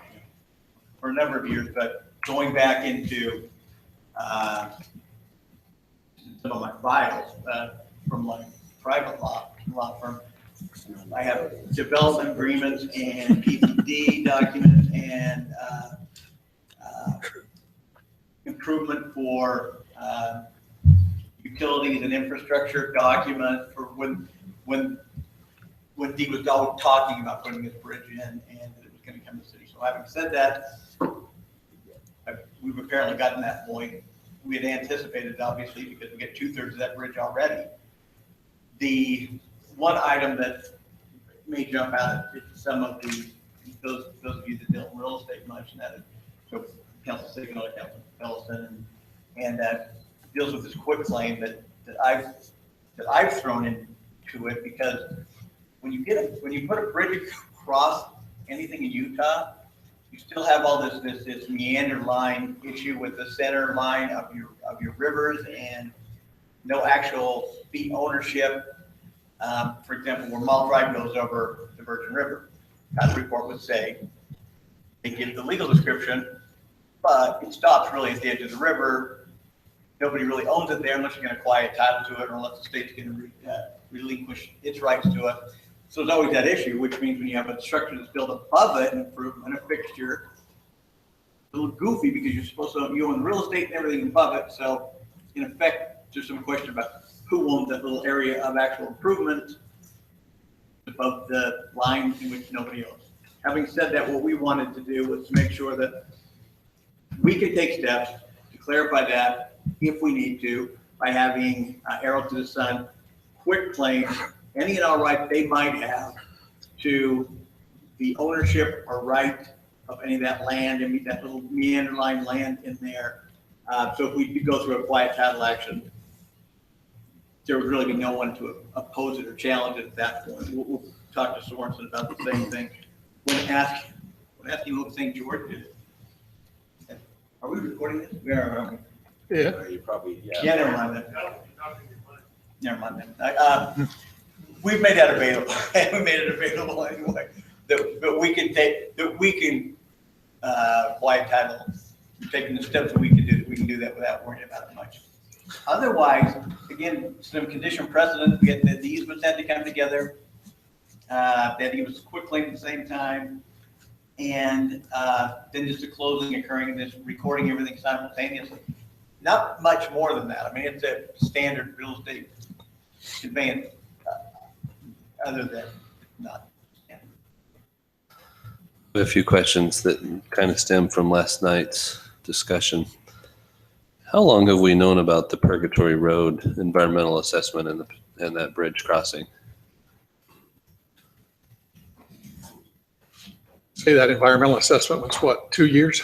Well, we only started the environmental assessment about 6 months ago. Yeah, but we approved that prior to that. Right. Actually, just, it was right as the county commissioners were leaving, that became, as Commissioner Erdley was leaving, that became the hot topic, because the MPO was moving forward and he was trying to shut it down. And He didn't like so I was that a part road, of yeah. that meeting when we met with UDOT and with Hurricane City, and approved the EA to go forward. And it probably took a period of time. That was just the initial said, yes, we want it to go forward. Yeah, the funding And got set that's- aside yeah, and then it took some so- time to get going and bid that out and move ahead with it. Why hadn't that plan been discussed as we've talked about this over the years? I don't see where two bridges are needed in that area. I think Well, two when we started bridges for that the EA, I'll valley be honest with you, Councilman, we were headed for this bridge. We were coming through the middle of, in fact, you were probably part of those discussions. We were coming down the middle of Purgatory. We were coming down the middle of the Right into landfill. that We were bridge. headed for this bridge.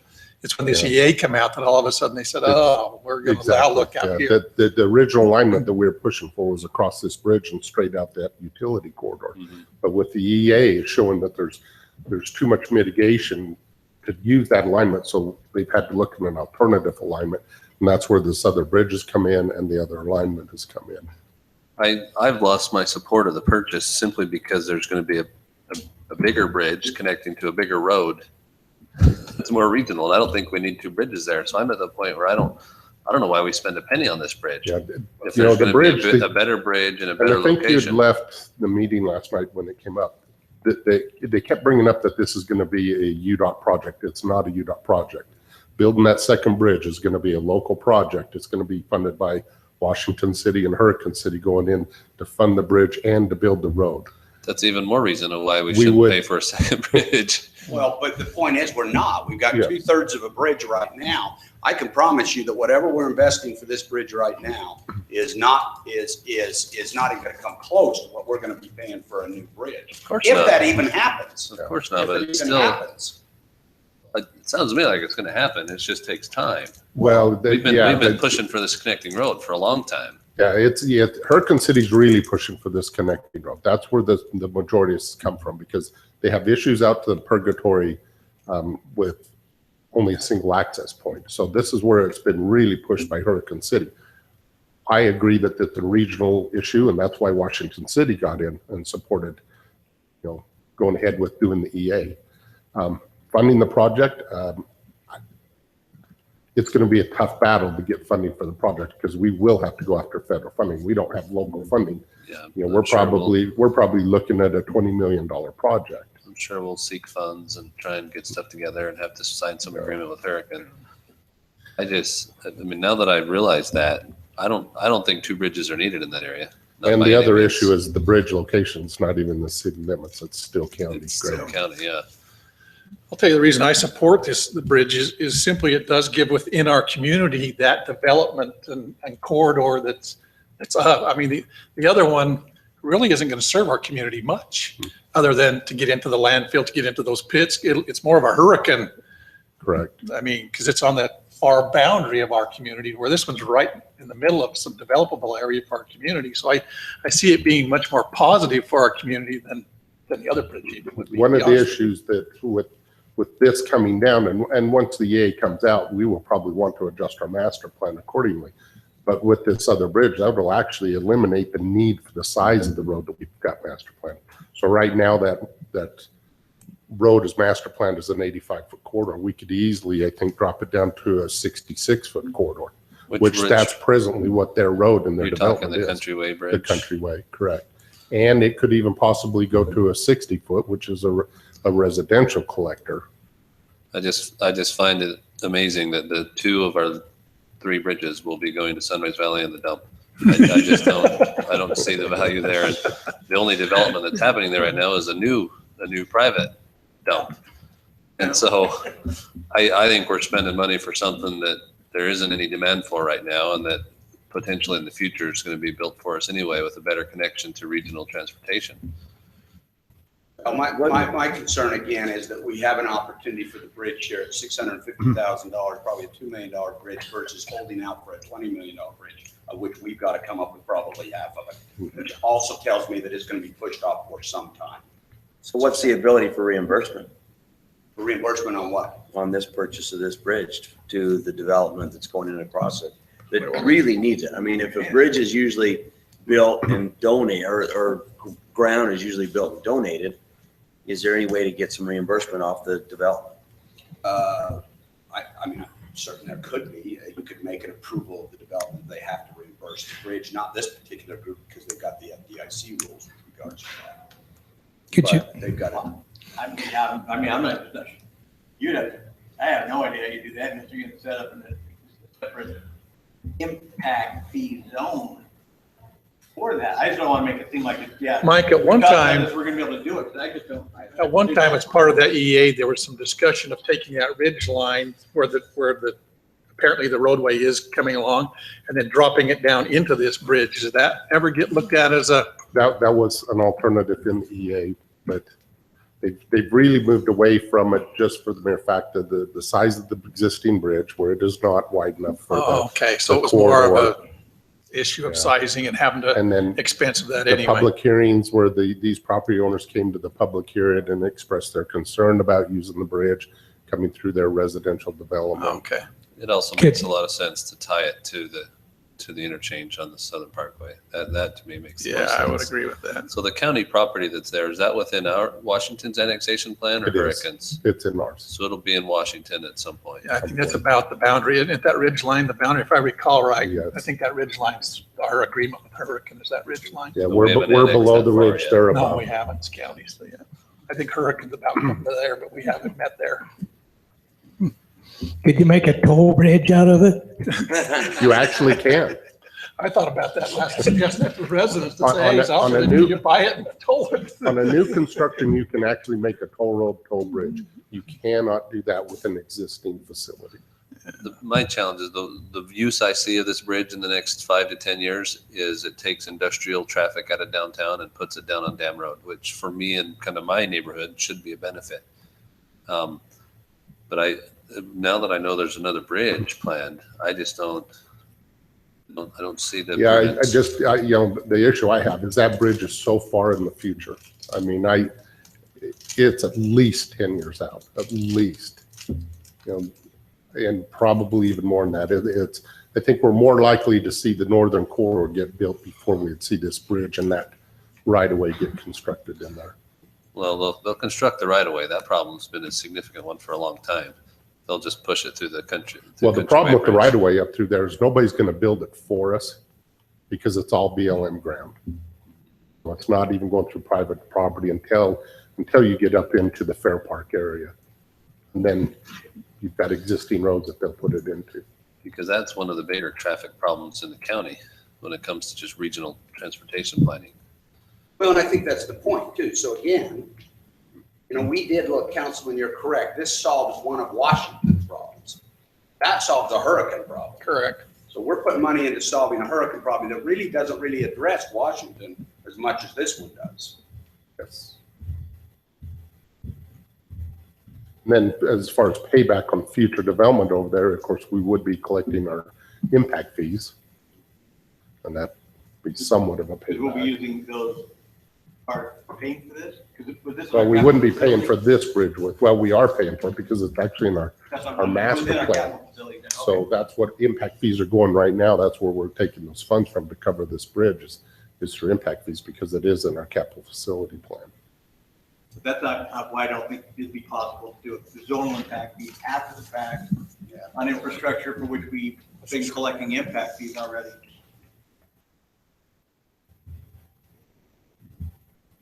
Like, what's the just geographical distance between the two bridges? I would probably say it's 3/4 of a mile. Maybe up to even a mile.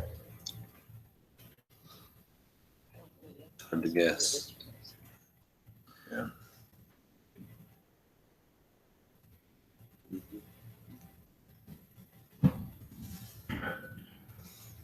Any other questions for comments? If not, Mayor, I'll make the motion that we approve the purchase agreement between Washington City and Arrow to the Sun LLC for the purchase of our bridge. I have a motion. Do I have a second? I'll go ahead and second, Mayor. Okay, I have a motion and a second. Ranger, aye. Seg Miller, nay. Tyson, aye. Ellison, aye. Turek, aye. All right, that passes 4-1. Move on to, excuse me, resolutions. Consideration to approve a resolution supporting House Bill 362 in 2015, authorizing a 1/4% local option general sales tax dedicated to transportation, encouraging Washington County to submit the proposal to the voters, encouraging voters to support the proposal. Mayor, is this something that the commission's asked us to do? Yes. Yeah, so, wow. So I just drafted it based on, I mean, we refined ours last year more than anybody had in the county and maybe even the state in terms of wanting to make sure it came across very clearly that we just want the county, we would like the county to allow the voters to make a decision on this. And that's why we had asked them to consider putting it on so the voters could make the decision. It appears, the information I received a couple of days ago was that the other municipalities have moved forward with this again, apparently. Yeah, I think we're the only ones left to, if we're gonna do it. Yeah, so this fits in with it again. So when I drafted, I just drafted it to make sure that it was real clear how our council feels about these things and that it's not just us grabbing money, but we do have a history now of 1 year that we've heard the statistics and that League of Cities and Towns issues every quarter, how much money has been received from those counties that have approved it.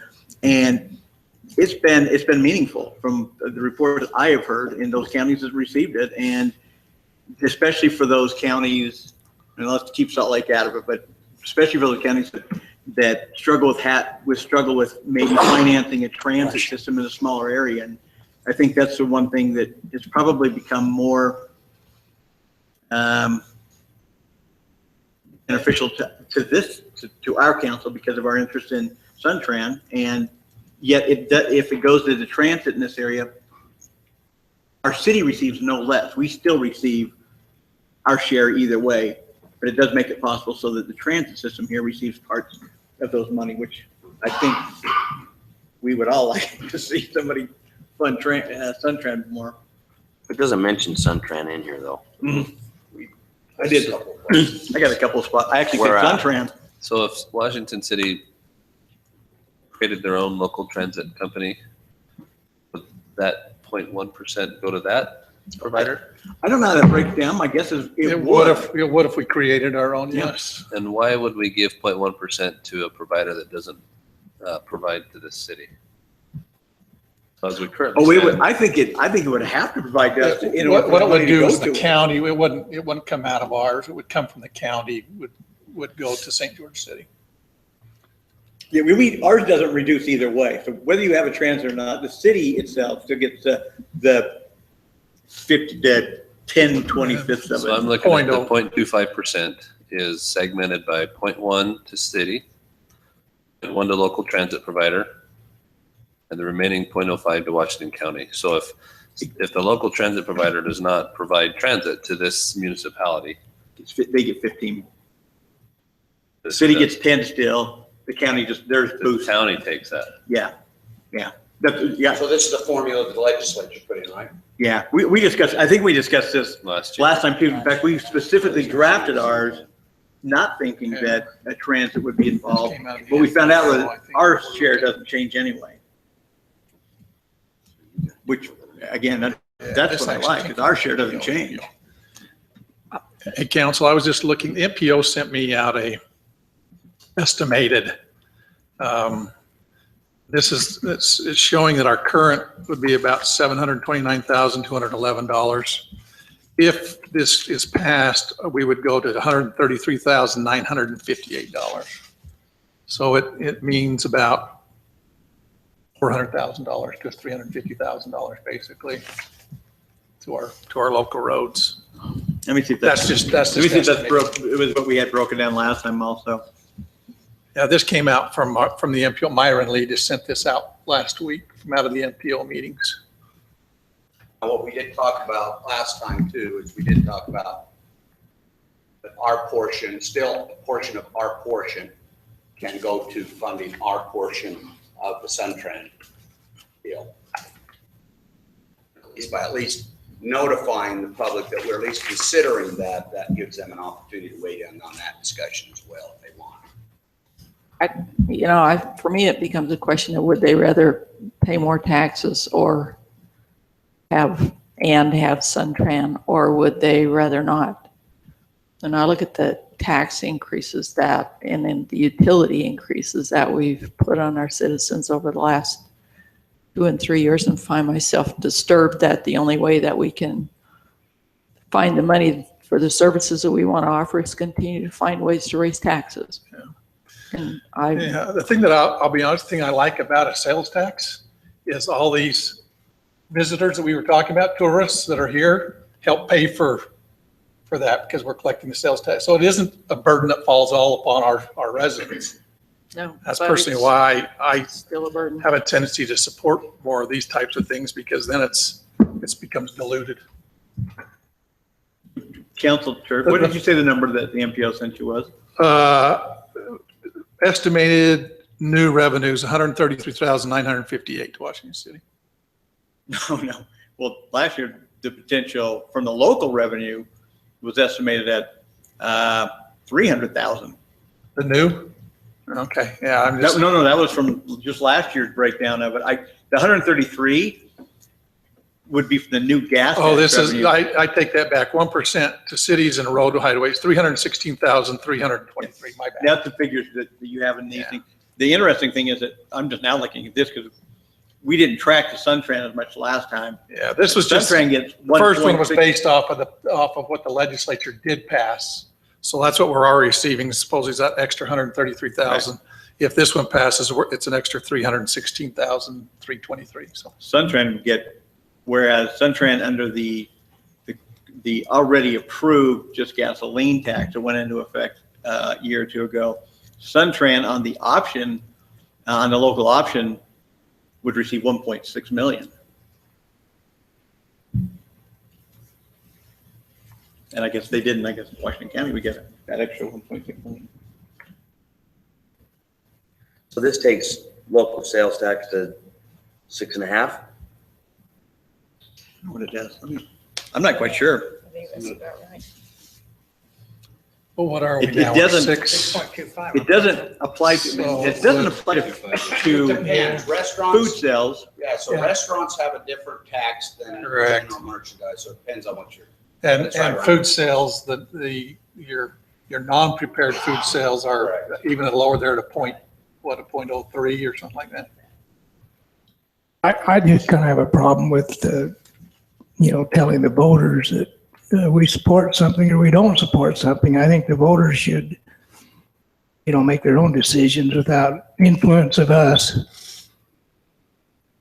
But That's what you've I drafted. tried to draft it that way, the way you guys want last time. I can even adjust it more. Ours certainly is, the one that you guys had me draft came across much more neutral in terms of, we have this available, legislature made it available. This council's statement of representation has kind of been, we just think the citizens should have the right to be able to vote it up or down.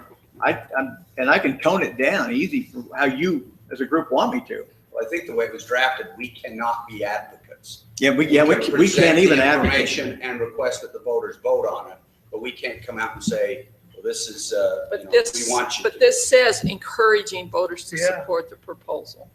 and that can be changed. What does? This Just the way it's on the is agenda, the way the it agenda says. item. Because isn't this really? No, mine says encouraging the Washington County Commission to submit a proposal to This voters. says encouraging Well, voters. that's not what our resolution says. Well, section I 2 may have read says it wrong. encourage voters to consider enactment of the 0.25% local option general sales tax. And again, I'm happy to adjust that any way you guys want to. Yeah, that's easy to do. I can do it right now. Well, and somebody correct me, Jeff or Mayor. It's my understanding that this resolution is encouraging the commission to put it on the ballot. That's all it is. The funny thing though is they're the ones that asked us to pass this. So the commission who has the Yeah. power of putting this on the Well, ballot they do. I think, I agree with you. asked us to pass Well, did this it so that last they time, can and then decide they to didn't do put it it on the anyway. ballot. And we did it Right. last time and they didn't. I think So this is a clear political move on their part. what they want to be able to say is all the cities support us putting this on the ballot. In other words, they want to say, we didn't choose, we didn't Say we support the support tax it. increase. Yeah. The cities You are did. exactly right. And so Yeah, I mean, I'm kind of feeling like it's just, we're the fiddle that's being played. Didn't they ask that we want the cities to do this to encourage their people to vote for it? Well, again. Or did they say? Oh, we no, want the they didn't cities say to that. Last year- Encourage us to put it on the They ballot. said they wouldn't put, what I understood was, but at the end of the day, it came across this way. Maybe none of them said it, but in effect, what we heard was, well, we're not going to do it unless all the cities at least pass a resolution Well, encouraging us. Last year, Council Starkey toned down the language of any sort of recommendation substantially from what they proposed. Right. And they had an election going on and things where they decided not to put it up there so that they could not create an atmosphere that was more toxic for incumbents than they already had or whatnot, whatever the reason was. But in reality, we're suggesting that we pass a resolution that the body that proposed the resolution take action. It's circular. No, it's, coming out of the MPO, that's, the commission has done exactly what you said. They want to say, well, the cities are asking for this. It's not us as the commissioners. And so that's why they're playing the ploy they're playing. Having been a part of it, like I said, we're the last city. It'll go to the ballot whether you support it or not. So if you don't feel comfortable doing it, I just say just let it lay fallow, and you may get a few barbs poked at you in some meetings, but the other part of it is, one of the things that legally has come up in the MPO is once it starts to the ballot process, there is a very fine line with what you can support. You can, as a community, go out and market it. You can't. I mean, legally, you can't do that. No, in fact, Now, we do can have a lot of legally say, training on if that. it passes, we will use the funds to do this with and this with, whether it's, we will do a road project, or it'll be a transit project, or whatever it may be. You can do those types of things, but you can come out and say, as a city, we suggest you vote for it. You can't legally. do that. Well, and we're not coming out and saying that we're opposed to having the county do that either, but I'm not going to vote to support a new tax. I think it'll come to the ballot one way or the other. I think that there's the pressure coming from St. George, particularly because of the transit. And Ivans, who Mayor Hart is the MPO chairman, very much said, look, your legislature stood up and passed this thing for you as cities to have an option, and you haven't moved forward on it. What does that tell your legislators? Especially we were lobbying so hard saying, pass it, give us a chance to vote it, and then we don't put it on the ballot. That's what happened. That's in our mayor's meeting. We told the county commissioners to do it. Yeah. And then they came back and said, oh, well, we took a straw poll and we didn't think it could pass. Yeah. And we Well, they said- used that excuse. They used the excuse if it Yeah. was not a county election, so it was going to cost them another $600,000 to put that one initiative and make it a county initiative. And so this year they're going to have a county election with the national election going on, so there's no added expense. And so the MPO saying, and the pressure from the MPO saying, look, put it on there. Let your citizens vote it up or vote it down. And that's kind of the direction I would come from if we pass something, to simply say, we encourage the fact that it goes to the ballot to allow the citizens to have say whether they want to pass it or not. If it cost $600,000 to put the vote on, No, maybe it was we ought to do It was is 90. put on I think that. it was 90. Maybe we ought to do the I vote don't for remember it, the just raise the exact $600,000. No, it was- I know it was that they 90. used, I know that they used that, whatever dollar it was, as the excuse of a budget breaker. But so I'm a scribe here. It was already toned down much more than any of theirs did before. I'm happy to work on it more. Maybe If that even if you makes just more struck that, comfortable. maybe if you just struck the one section that just said, where was it that you said we Section 2. support? Encourage voters to consider enactment. Yeah, just strike Strike out section section 2 to where we're not encouraging voters. Oh, to man, I consider may that. haven't gotten that far. Oh, yeah, you're right. Encourages voters to carefully consider the potential impact. Or just strike it all the way out. They're going to think you're supporting it. You say. What we need to do is just change the caption for it, because the actual wording says the city council encourages voters to carefully consider the potential Okay. impacts. So we need to change. Yeah, just say. So those ones where we needed to read the end of the document that said the captions are meaningless. That clearly doesn't say what it says in the body of it. So Yeah, I'd change that anyway. Or maybe just put encourage voters to carefully consider. I mean, still exactly what you're saying, put that in your caption. Well, I can change that. That's easy to change. The caption doesn't, the caption doesn't even say what the body says. So That's you're what I'm right. I saying, so didn't see that. change your caption. Yeah, I can change that easy. It's time for a Snickers. Give me chocolate. Encourage voters to vote. That's what it says. That's when you read that, that's what it says, is to encourage Yeah, I just, and vote their conscience. But you know, if they see that you pass a resolution, they're gonna automatically think that you're for it. Well, no, if your resolution says put it on the ballot, that's the resolution that we want to pass, is to say, look, put it on the ballot. And that's the emphasis. The emphasis That's the is, answer. We want it on the ballot. we want it on the ballot. Matter of fact, you can get mileage out of that, I think, to say, we want it on the ballot. Well, it's not up to us. It's up to the county commission if they want it on the ballot. Yeah, but we're They're pushing it on asking the us. commission to put it onto it. Well, I mean, section 2 is easy to change. I'll just change that to say what it says. Encourage voters to carefully consider. I think you Carefully just, consider thing again, change I think it. on section 2, you just remove the word enactment from the title. Encourage voters to consider the 0.25% local option general sales tax. Yeah. And that meets with what your language below says. The only other section is section 3, which by its title suggests maybe that Washington City supports it to meet our needs. But the body then again basically just says there are needs we would meet if this were passed. Which one was that? Which section was that in? Section 3. But I don't Because I'll be honest, I didn't go through the whole thing I wouldn't again. make 'cause any changes to it. It's, I was working it's on still that just document right circular. before I that. just feel like I'm kind of a puppet here. Telling the body that already chose not to put it on. I mean, telling the body to put it on the ballot, which is something that they get to vote to do. well, if we tell them to put it on the ballot, we're, in essence, the voters are going to think we're telling them that we want it passed. Yeah, the That's reason not why true. I don't see that as true. it I'm depends on simply how saying, they here, we message want to hear from you, the voters, rather than us making that decision. We're saying, here, vote. Kind of like count my vote. It's like, hey, let's give them a say out there. it. It also depends on how the county messages it. I'm sure that they're going to say something. Yeah, all the cities support Every one of the this, cities. so therefore we'll put it on the ballot. Yeah, and that could be too, the way they message it. I wish I they mean, would you do run the that same risk. thing. I don't think unfortunately, I don't think most people are gonna actually read the. And whether you pass the They're gonna know resolution. that you or passed the not. resolution.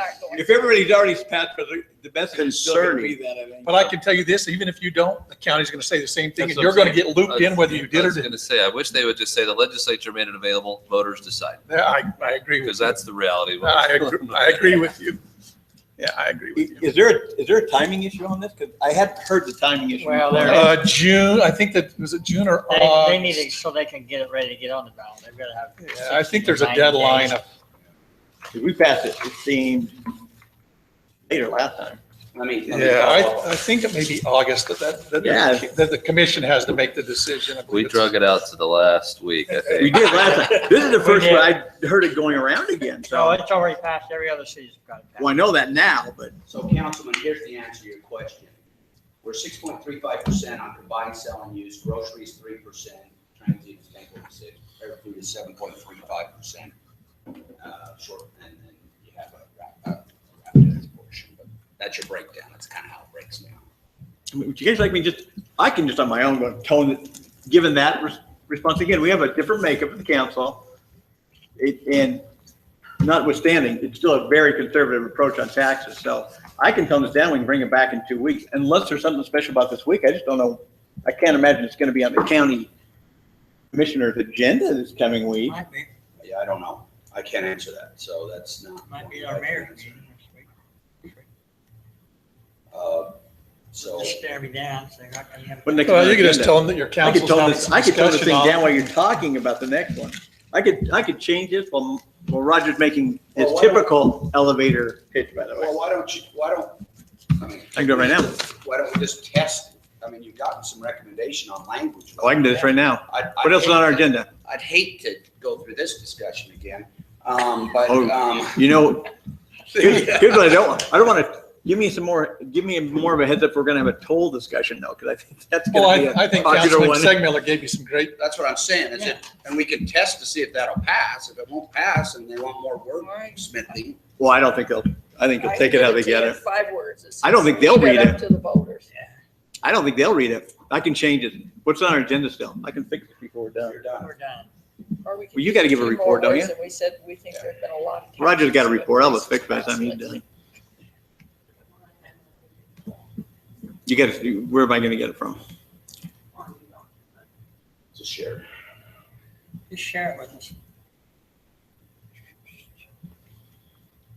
And while he's working on that, Yeah, go to Roger. I still got to pull the document. we want to table that until he gives us No, something I mean, else. just really fast. For 2 weeks or for a few minutes? No, just while Roger's giving an Well, elevator pitch. we will table that for a few minutes and we'll move on to our, any reports from assigned committee. Well, part of my assigned committee is economic development. I just say that had a enjoyable 3 days down in Vegas. And I think it was good to be able to get down there and start getting some contacts that can be pursued. Hopefully bring some additional revenue to the city through some business development. So. Good. My insight on it was that I think that we cemented a good relationship with SIDLA, which may help and more where they're coming from in regard to mile marker I think it was 13. good to have them with us for 2 days and have quite a fair amount of time to talk to and from each day.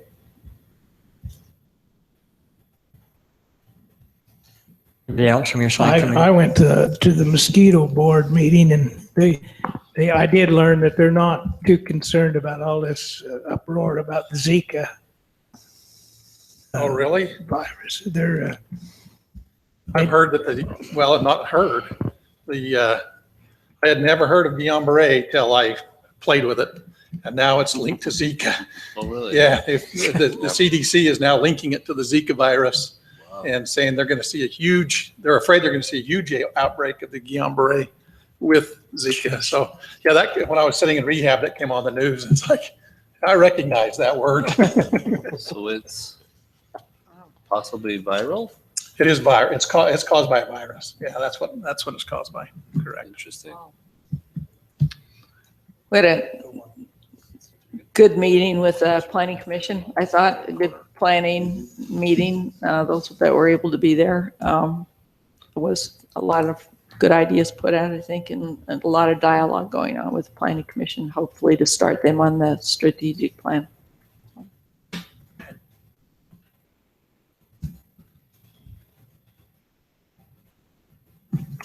Yeah, so I apologize for not making that meeting. I was with the police department in their awards banquet.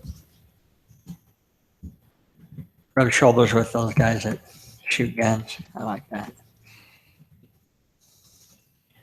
City manager report. Thanks, Mayor. Just a couple of items. Slurry project will begin on May 31st. You all may have, I now get stopped 3 times on my way to the house. The light at Industrial Road is now functioning. It's just not functioning correctly because I have never gone through a green light yet. So Mike will visit about timing and, but the industrial light is on and working, and it should be of extreme benefit to us as we, matter of fact, it's interesting to me, now that we have a light there, you start to pay attention how many people are coming out of the park side because it's now triggering. We had, you may have heard, a outage at Walmart yesterday. Took them out for a number of hours. Our power department did a great job in getting them back up on board. It's a pretty significant outage. We don't know all the details with respect to it, but it blew the meter off the side of the wall. But so the fire department responded first, and then it was pretty messed up. But they did a pretty fast job. Walmart was back online by 11 a.m.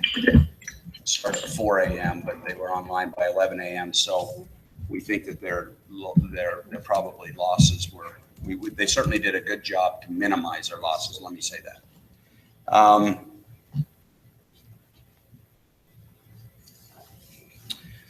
Just a reminder for those of you who are going to be participating, Dave Ewer will be here from the Director of State Institutional Trust Lands, and we'll start here on Friday. That'll be Friday at 10:30.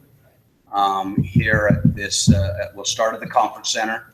I've elevated it to the conference room. We'll start in the conference room for just a few minutes, and then we'll go out to the sites and then lunch, and then that'll be kind of it. So it's kind of that morning thing. So just a reminder on that. And then the final thing I'd probably discuss, and it's still kind of early, but I think we're starting to get some correlation now with respect to the monitors on Telegraph and the slippage. And so what we're starting to see is that we're starting to have drop. We're starting to see correlation, and maybe close enough to cause it, maybe it's causation. But anyway, we're seeing drop on the uphill side and swelling out at the bottom side. So this. And Do we have a name for that yet? Guillain-Barré, I don't know. But the good news is now they can start to formulate a fix. One of those fixes we have several, and we'd probably, I think, escalate those fixes as we need to. One would be the buttress, swelling out underneath the buttress to keep that from coming down. And so the engineers are beginning that work now that we're starting to see these data points starting to give us some hopeful explanation. And so we're still probably a couple months in that process. We really think that we'll probably look at this under the code to bid out to see what latitude we may have to bid it out under an emergency situation to speed up the process. Because otherwise just bidding takes a long time. And so we'll work on that. But the good news is I think we're starting to see some interesting relationships what's going on up there. And so another thing would be to tie back into so probably buttress first, right? And then if that doesn't seem to fix it, to tie back in earth anchor, thank you, to tie back in with earth anchors.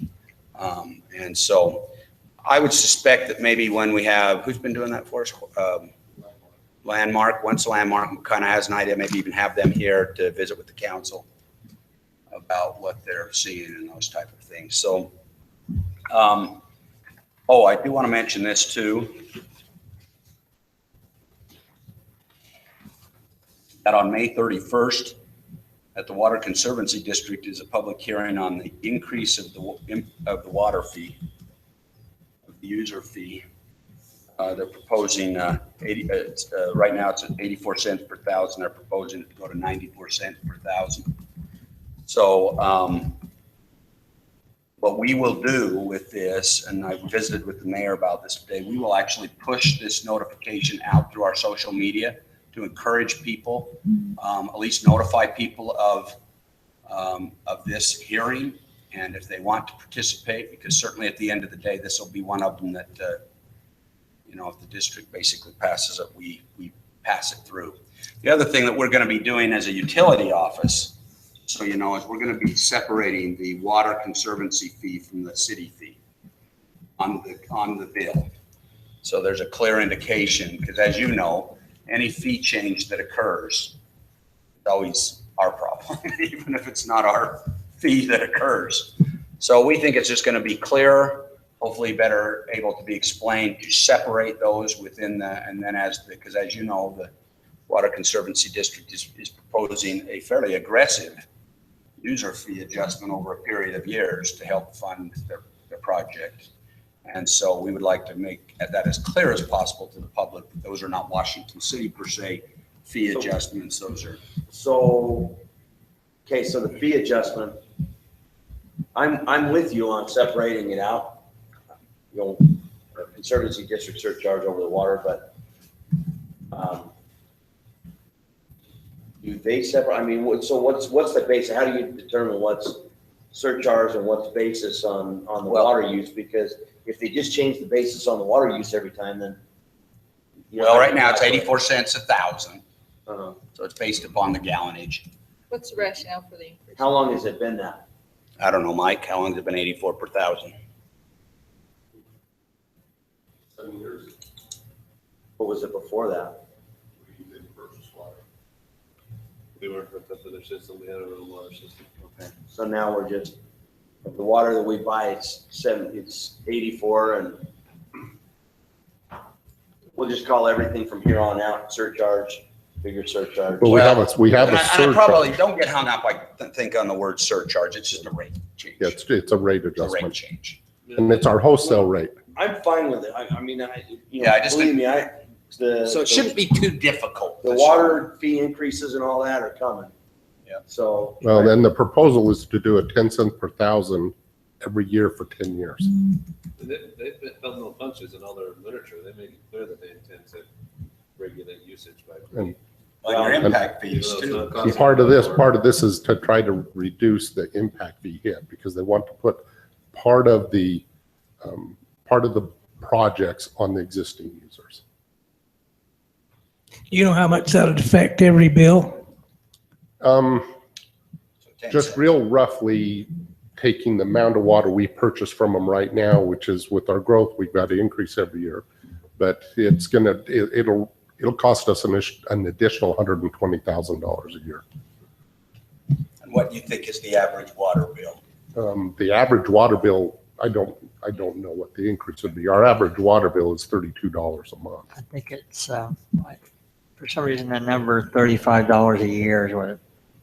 So maybe our resolution could be that we will support either the water usage increase or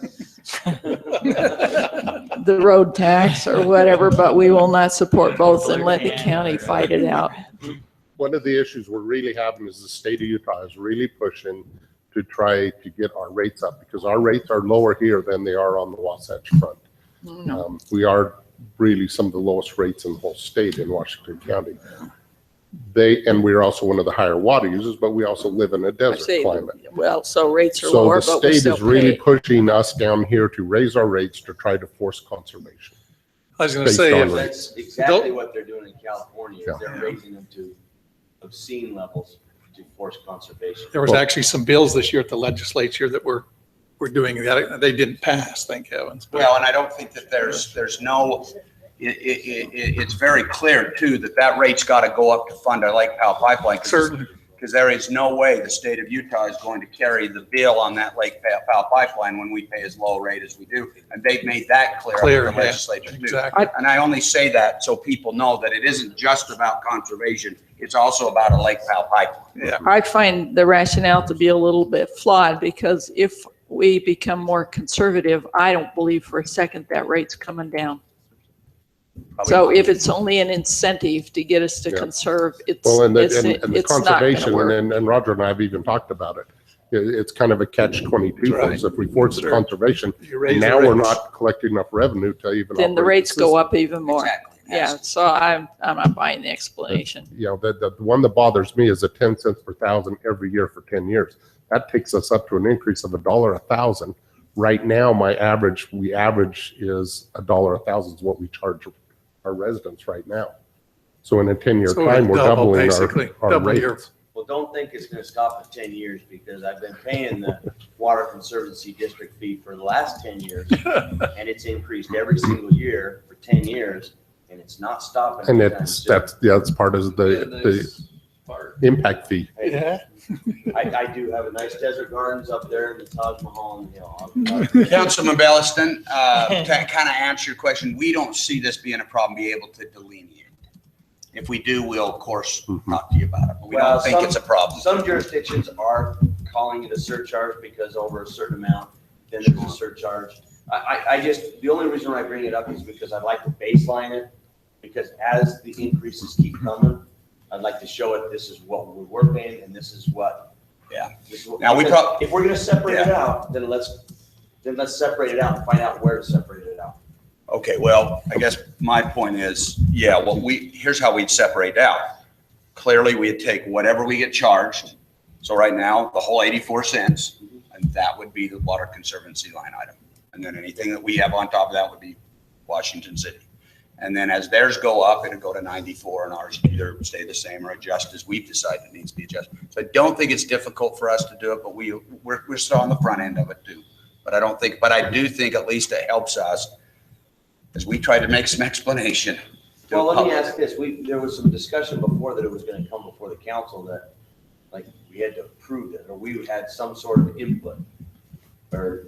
Well, no input I think they're from- waiting till after this public hearing. They're waiting till after this public hearing. It's gonna go into our rate, and we'll have to incorporate. We don't They're have gonna input charge with us more. water Our conservation. question is whether we absorb it as We part of don't our have any existing rate, input with water. or whether we adjust our existing rate. I'm on the to board. reflect the Yeah, cost on the of board.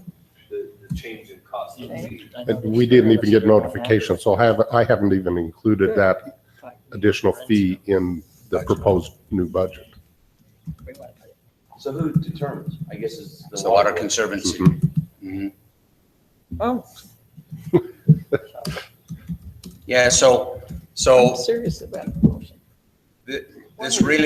these regional water supply agreements are governed by the Water Conservancy District Board and the cities. I mean, we actually had a discussion when the regional water supply agreement came in that they kind of twisted our arm on if we wanted to even fight this, but it would be a legal battle.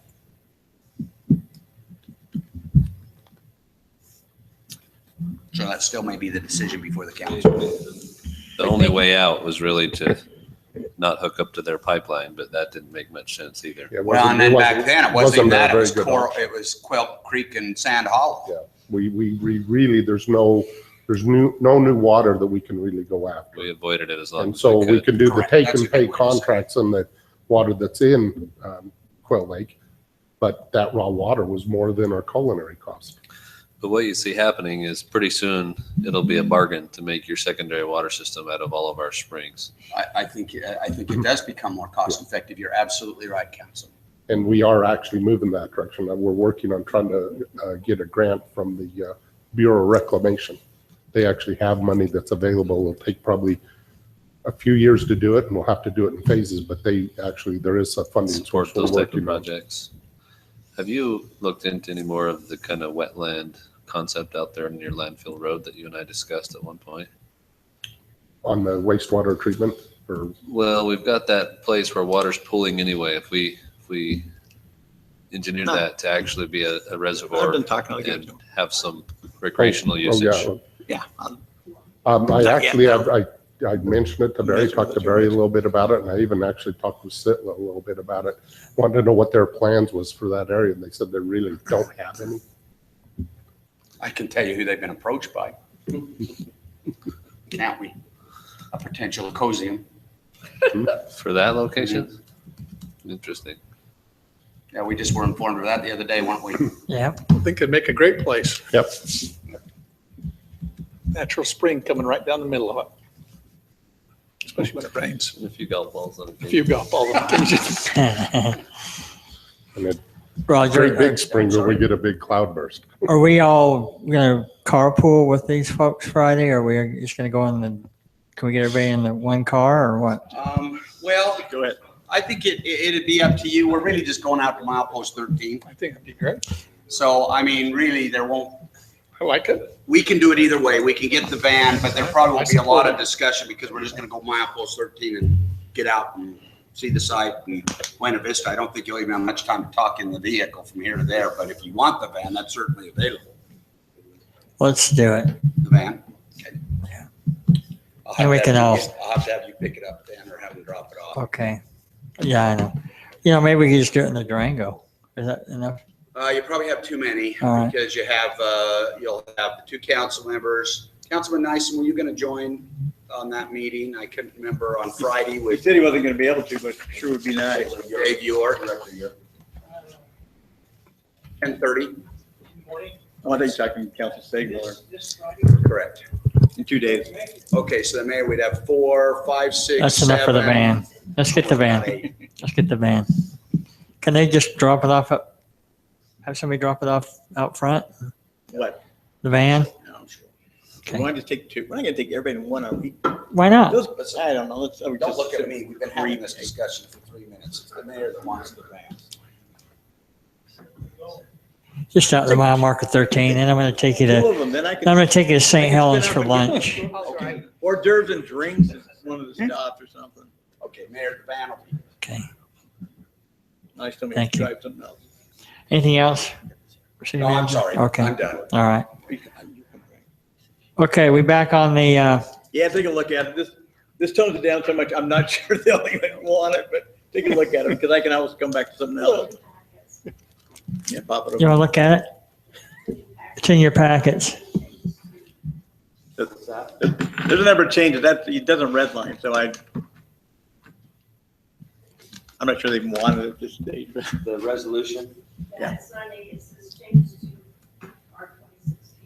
Because we've changed it so that we're not really encouraging a lot, so we really shouldn't have the title say that anymore. okay, so I got 290, changed to, okay. Oh, do you have red lines on some of yours?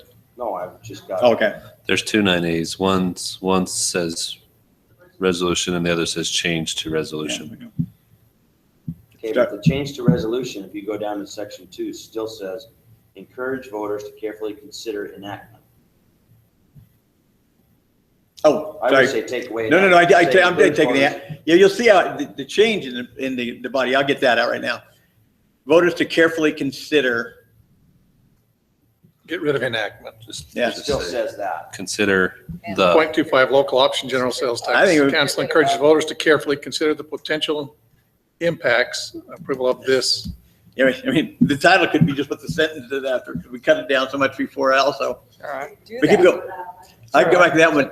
The problem is on some of them, you might want to take a look at it because I adjusted so much that, so for example, section 1, as such, the city council would not oppose the Washington County Commission in submitting the proposal. Because that's really what you're saying. I mean, we might as well say You know, what my you're saying. thought was this, you put in 1 and 2 and just get rid of 3 and 4 and just say, look, we support putting it on the ballot and encouraging voters to consider what may happen. Leave it at that. I think out 3 and 4. Yeah, we Do don't you need to want 1 go and 2 into. to stay like it is though, where it says we wouldn't oppose the county commission in putting it on? I'm not sure they'll read it. Well, yeah, voters are going to read it. If the voters read it, then it's stated what you've said. Well, I think that basically we support the submission to get onto the ballot and we encourage the voters to do their due diligence and decide. And just leave it at that. Got it. It'll be changed that way. We'll have the mayor sign it. Do you want us to vote on this? Or is Yeah, we'll it- need to vote on it. A vote on the amendments as you've also discussed. Okay, I'll make a motion that the council approve the revised resolution R2016-10 regarding the county commission submitting a proposal to voters in November. And you'll note on the revised, it says in November 2015, we need to edit the initial paragraph, the title, to November 2016. What do I say? Oh, yeah. And then also edit the body so that after section 2, Mhm. sections 3, section 4, section 5 are deleted. And section 6 and the signatory section remains the same. Although if you check 3 and 4, I have changed those that indicate that nothing more than additional funds would be used by the council. I'd as say they've get already rid of, done. I'd say get rid of that. Well, you know what I'd also say if you wanted to? Well, let's get a second first and I'll second the motion as it reads, as Councilman Sigmiller. So Okay. maybe what you want to do is just select one of you two, especially Jeff Council Turk or Council Sigmiller, to just give the final approval as I edit this, being reflective of what you thought of the body too. I will amend the motion to include that after legal counsel's made those edits, that I will be the council representative to approve the edited document. And I'll second that. Okay, I have a motion and a second. Turek, aye. I said nay. Segmiller, aye. Granger, nay. Okay, that passes 3-2. I like it. And Mayor, with that, I'll make the motion that we adjourn this meeting. I have a motion and a second to adjourn. Turek, aye. Nice night. Segmiller, aye. Granger, aye. Denise, will you check the And may I just website? say, the county's Denise, going to will you check the misinterpret website? that 'Cause vote. We have a couple, because on one place you have 6 PM. shown right The now. city council feels strongly that citizens should be the ones that determine. As such, the city council would not oppose the Washington City, the Yeah, Washington because County. I think that proposing- same thing happened on that public forum meeting too. It's going to get misinterpreted. I know we use the money, but Well, I don't know, but I pulled it up after you amended it and printed it. And it, because the current one that's that's the 630 message. See, doesn't that's even say what's gonna amended be anymore, said. but it has all the I stuff on believe it. it's going to be It got misrepresented. changed somehow. But Almost looks like automatically, it's Like I goofy. said, it shows right there, 6 PM. So what I think's happened is we've got a couple of places that it's triggering the time. That's goofy. It doesn't, hopefully doesn't embed it by itself, like a date on a letter or something. See you, Drew. Man, that sucks. Well, thank goodness it wasn't an important one.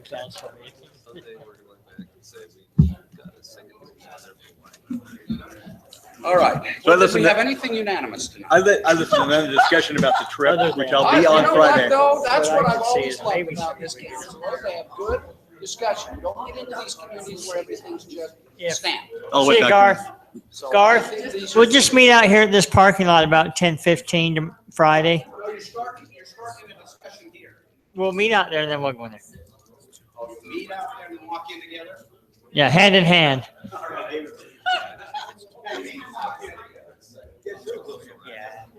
Those are our golf lessons. That's not the exchange we have tonight. That had nothing to do with anything.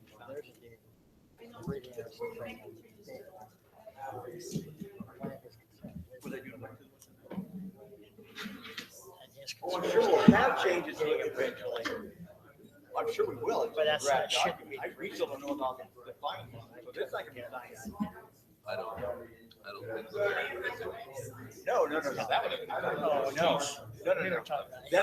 That's not a purchase. Yeah. Purchase one is what we have all the stuff going on.